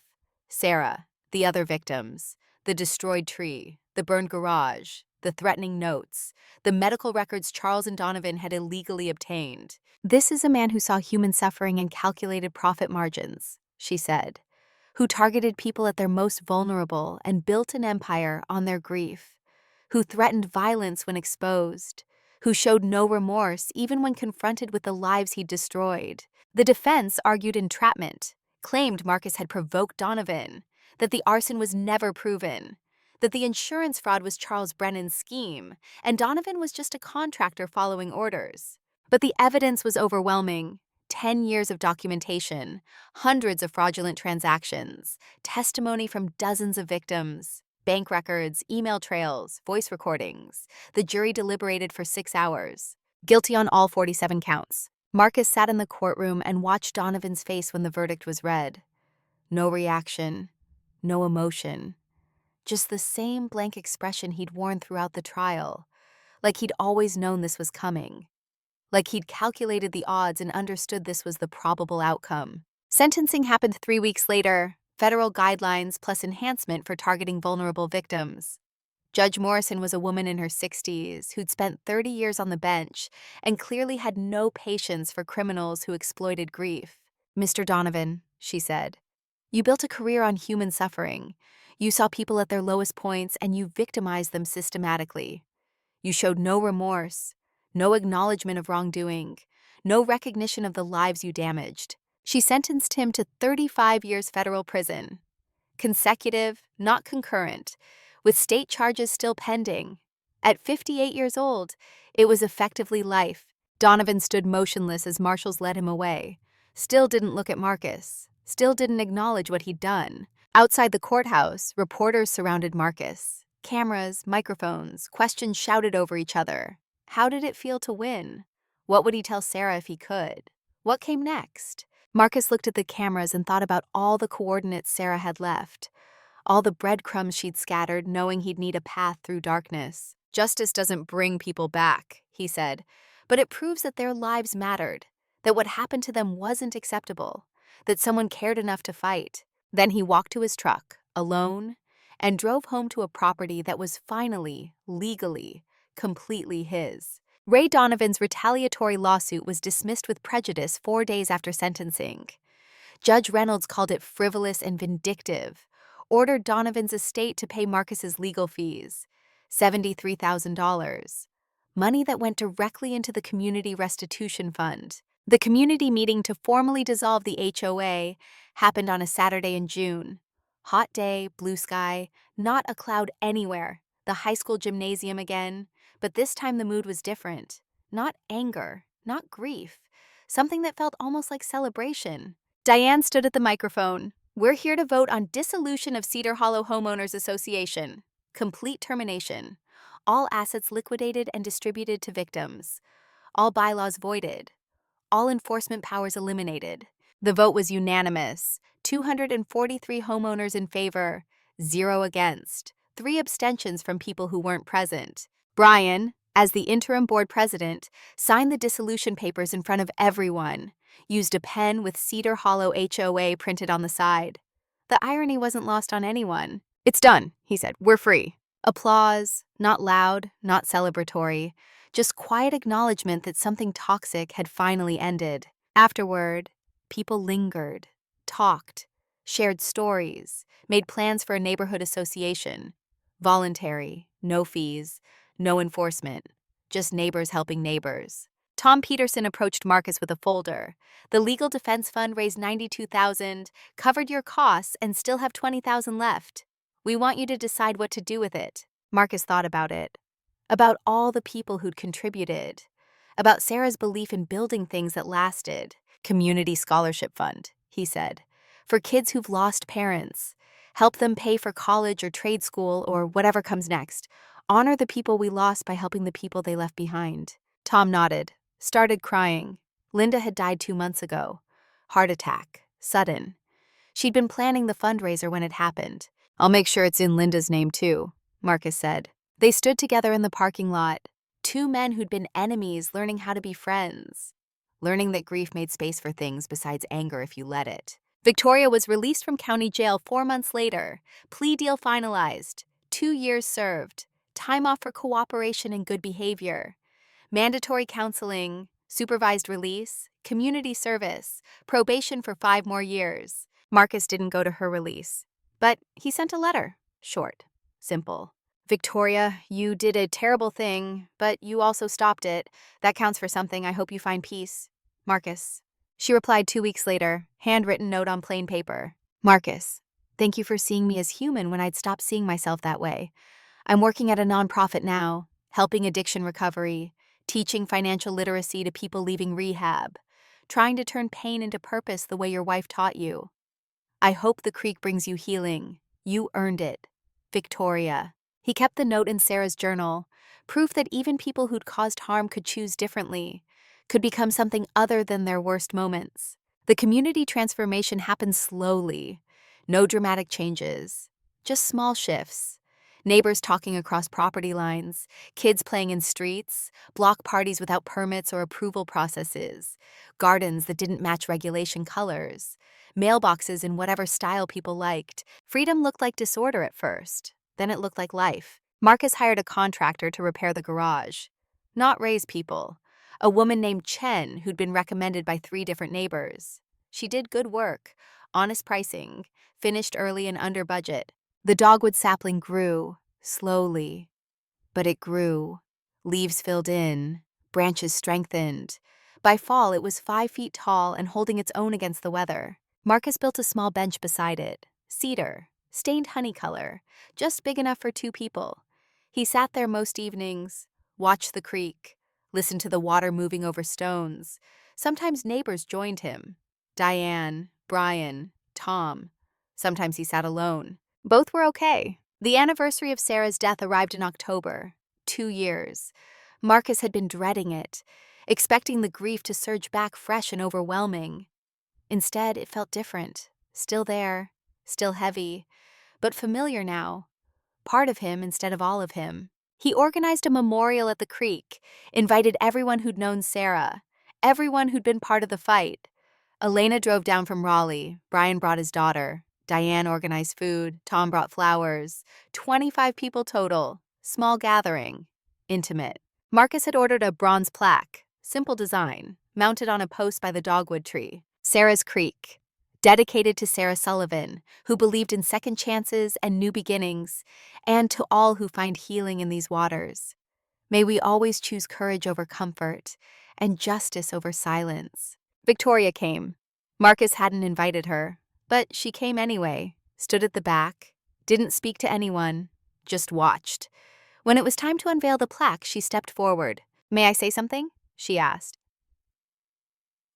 Marcus nodded. "I didn't know Sarah," Victoria said, But I know what she did. She bought this property knowing it was compromised, knowing her husband would discover the fraud, knowing he'd fight. She turned pain into purpose. She gave Marcus coordinates through grief. She taught all of us that loss doesn't have to make you small. She looked at the plaque. I wish I'd known her. I wish I'd learned that lesson before I hurt people. Thank you, Marcus said. That's generous. It's true. Victoria stepped back. I'll go. I just wanted to honor her. Stay, Elena said. You're part of this story too. So Victoria stayed, stood with the others, listened as people shared memories of Sarah, her laugh, her determination, her belief that engineering wasn't just about building structures, but about building systems that helped people. When it was Marcus's turn to speak, he pulled out Sarah's journal. Read the entry about the creek being coordinates, about fighting to stay alive, about water finding its way forward even around immovable obstacles. Sarah left me this, he said. Not just property, purpose. She knew I'd need something to fight for, something that required all my stubborn determination and careful planning. She was right. The creek saved me, but only because I let it, only because I followed her coordinates all the way through the darkness. He paused, looked at the faces gathered, saw people he'd fought beside, people he'd helped, people who'd helped him. I want to tell you something about Sarah that most of you don't know, he continued. She was diagnosed in February 2019, stage 3 breast cancer, aggressive, fast-moving. The oncologist gave her 2 years if treatment worked, 18 months if it didn't. She started chemo in March, lost her hair in April, got so sick she could barely function in May. And in June, while she was at her weakest, she drove 4 hours to tour this property, alone. Because I was in Denver on a job I should have quit. Marcus's voice broke, steadied, continued. She bought it in July, signed the papers herself, paid the HOA fees even though something felt wrong about the documentation, left notes in the margins about checking jurisdiction and verifying assessment amounts. But she bought it anyway, and for 18 months I thought she'd made a mistake, thought grief had clouded her judgment, thought she'd been taken advantage of by criminals who saw her vulnerability. He looked at the plaque, the trees. But she wasn't taken advantage of. She was brilliant. She knew exactly what she was doing. She saw the fraud, recognized it, and she bought the property anyway because she knew I'd find it, knew I'd fight it, knew I'd need a mission that would force me to stay in the world after she left it. Elena was crying openly now, so was Brian, Diane, Tom. Sarah spent her career building water systems for people who had nothing, Marcus said. She believed infrastructure wasn't just about pipes and pumps. It was about giving people tools to build better lives. And this property, this creek, this whole impossible situation, it was her final infrastructure project, built not with concrete and steel, but with coordinates and trust and absolute faith that I would become the man she believed I could be. He planted the second dogwood tree, hands steady now. Everyone helped, took turns with the shovel, tamped down soil, watered thoroughly. When it was done, 2 trees stood together, growing, reaching, living despite everything that had tried to kill them. Brian spoke next, talked about Sarah's impact on the community even though she'd never lived to see it. How her coordinates had led to justice for hundreds of people. How her death had been weaponized by criminals but transformed into purpose by Marcus. She taught us that grief doesn't have to make you small, Brian said. That loss can be the beginning of something else if you choose it. That fighting for what's right matters, even when it costs everything. Diane shared a memory from the few times she'd met Sarah before the illness. How Sarah had talked about the creek property with such hope, such certainty that it would be perfect for retirement, for healing, for building a life after work ended. She knew it would be for healing, Diane said, but she knew it would be Marcus's healing, not hers. She was already planning for his survival while fighting for her own. That's love. Real love, the kind that thinks 3 steps ahead even when dying. Tom spoke last, talked about how wrong he'd been, how he'd confronted Marcus in the grocery store, how he'd signed petitions and believed lies and chosen comfort over truth. Sarah never met me, he said, but she changed my life anyway, through Marcus, through this fight, through proving that one person standing up can matter. My wife Linda, before she died, she told me this was the most important thing that had happened in our neighborhood in 20 years. Not because of the fraud being exposed, because of what it taught us about choosing courage. He looked at Marcus. Thank you for following her coordinates, for being stubborn enough to fight, for showing all of us what loving someone well actually looks like. The gathering lasted until sunset. People talked, laughed, cried, shared stories, made plans. Tom announced the scholarship fund. First recipient would be announced next month. $5,000 toward education for a child who'd lost a parent. As people left, Elena pulled Marcus aside. How are you? Really? Better than I was. Not where I'll be, but better. Sarah would be proud. Sarah knew. Marcus looked at the trees, the plaque, the creek moving in evening light. She planned all of this. Left me coordinates that led exactly here. Then she was a genius. She was. And I was lucky to have her. Are lucky, Elena corrected. You still have her. In this, in what you built from her gift. Marcus thought about that. About Sarah's presence in every choice he'd made, every fight he'd fought, every moment he'd chosen to keep going when stopping would have been easier. Yeah, he said, I am lucky. 1 year later, Marcus stood at the creek on an autumn morning and watched a blue heron hunt in the shallows. The bird moved with patience he'd learned to admire. Still, watchful, waiting for the right moment. The neighborhood had transformed, not into something perfect, into something real. The community association Brian led was voluntary.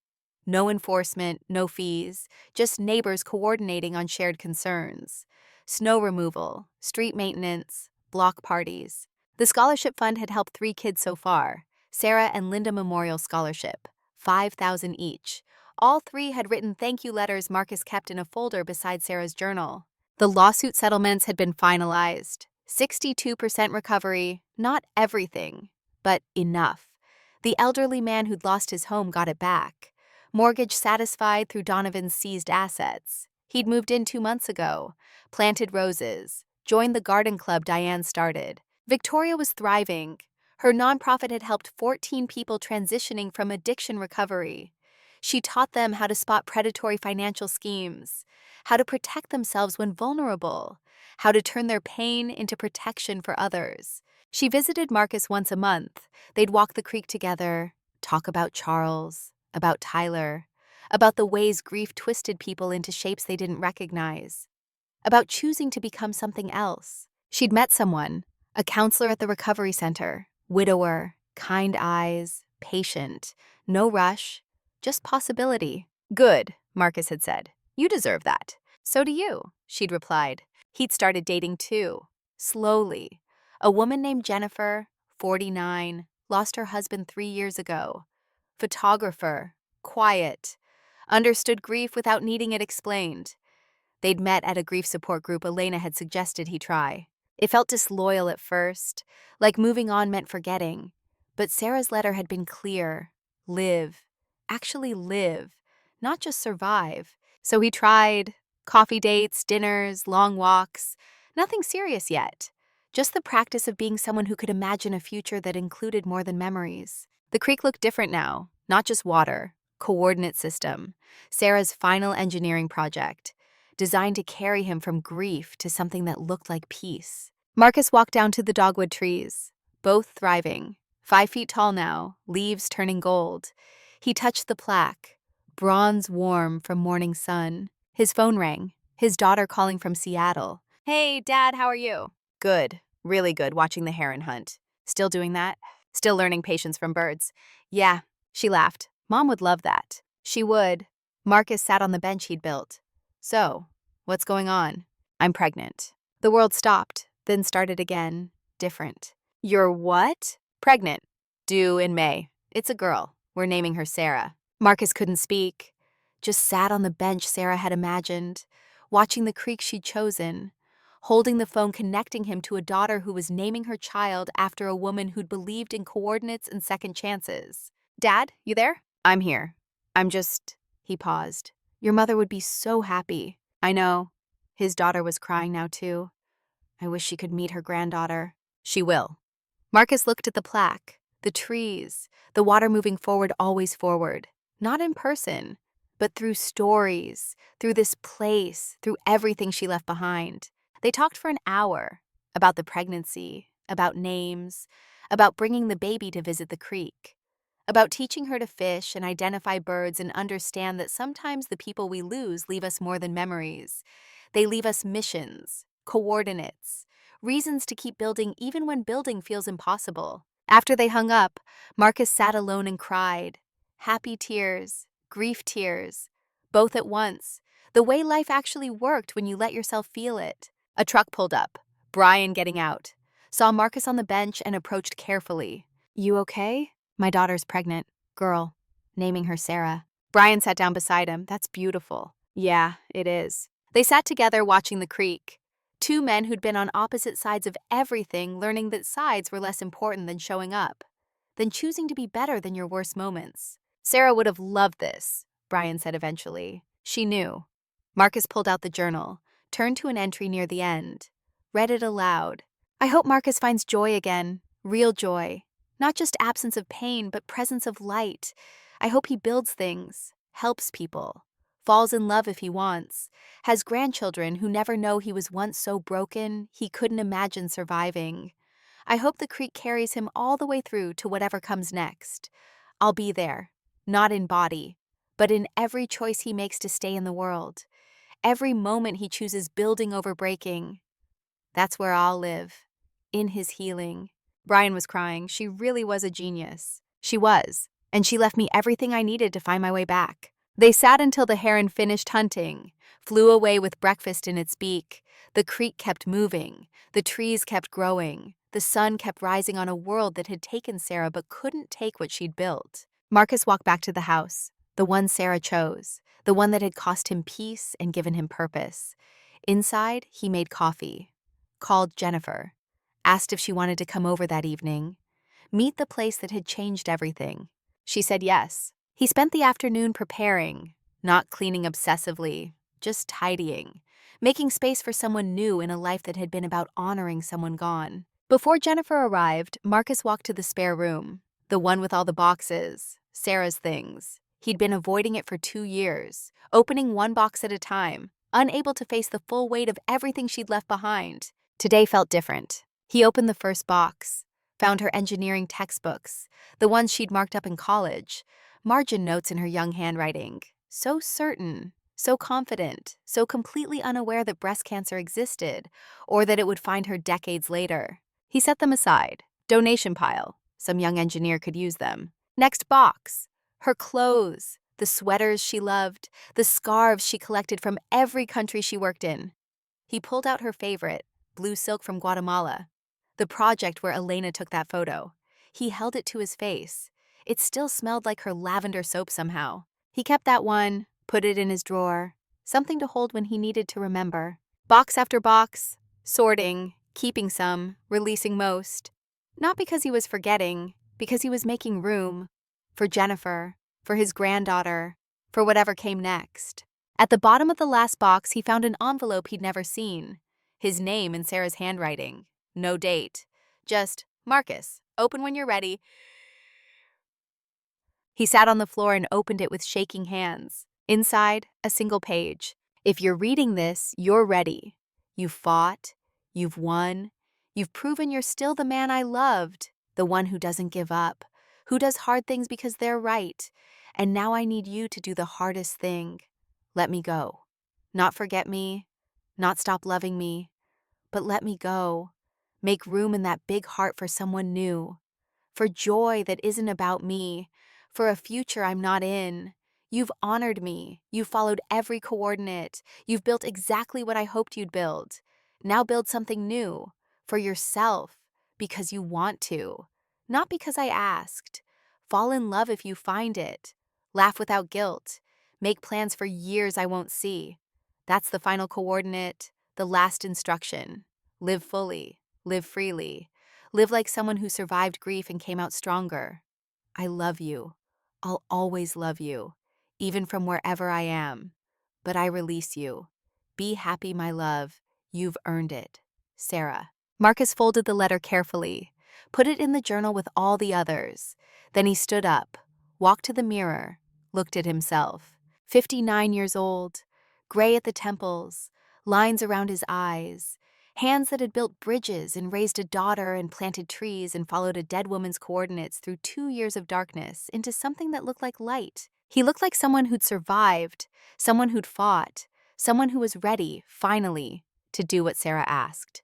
To live. The doorbell rang. Jennifer, on time, holding wine and wearing the smile that made him think maybe, just maybe, there was room in his life for new coordinates, new destinations, new reasons to keep waking up and facing forward. He opened the door. "Hi," she said. "Hi, come in. Let me show you the creek." They walked together to the water, past the dogwoods, past the plaque, to the spot where Sarah had stood 3 years ago, sketching coordinates in her journal. "It's beautiful," Jennifer said. "It is." Marcus looked at the trees, the water, the bench, the whole careful construction Sarah had left him. "But it's not the destination. It's the path, the coordinates she left to get me here, to this moment, to being someone who could stand here with you and mean it." Jennifer took his hand. "What comes next?" "I don't know." Marcus squeezed back. "But that's okay. I don't need coordinates anymore. I just need to keep moving forward." They stood together as the sun set over water that had carried him through grief to something that looked like healing. As the trees Sarah planted grew taller, as the plaque she never saw reflected evening light. Somewhere, Marcus thought, Sarah was watching, proud, certain, confident in the coordinates she'd left, confident in the man who'd followed them all the way through. The creek moved, the trees grew, the world kept turning, and Marcus Sullivan, widower, engineer, fighter, survivor, finally understood what Sarah had been trying to teach him. Grief doesn't have to be the end of the story. It can be, if you follow the right coordinates, the beginning of something else entirely. Something that looks like purpose. Something that feels like peace. Something that honors the dead by choosing every day to stay alive. Not just breathing, actually living. The way Sarah always knew he could. The way she'd planned for, prepared for, built coordinates for. The way he finally, 2 years and 1,000 fights later, believed he deserved. Marcus and Jennifer walked back to the house as stars appeared. Made dinner together. Talked about small things, laughed about normal things, planned for tomorrow without the weight of yesterday crushing everything. And somewhere in the spare room, Sarah's journal sat open to the last page, the one Marcus had found months ago but hadn't fully understood until tonight. "The creek will save you, but only if you let it. Let it wash away the anger. Let it carry off the grief. Let it show you that water always finds a way forward, even around obstacles that seem immovable. Be like water, love. Keep moving. Keep finding the way through. I'll see you on the other side. In the trees that grow. In the water that flows. In every choice you make to keep living. That's where I'll always be. Not behind you. Beside you. In everything you build from what I left. I love you. Now go. Live. You've earned it." Marcus had earned it. And finally, standing in his kitchen with a woman who understood loss and chose hope anyway, watching the creek through the window, feeling his daughter's news about a granddaughter named Sarah warming his chest, he believed it.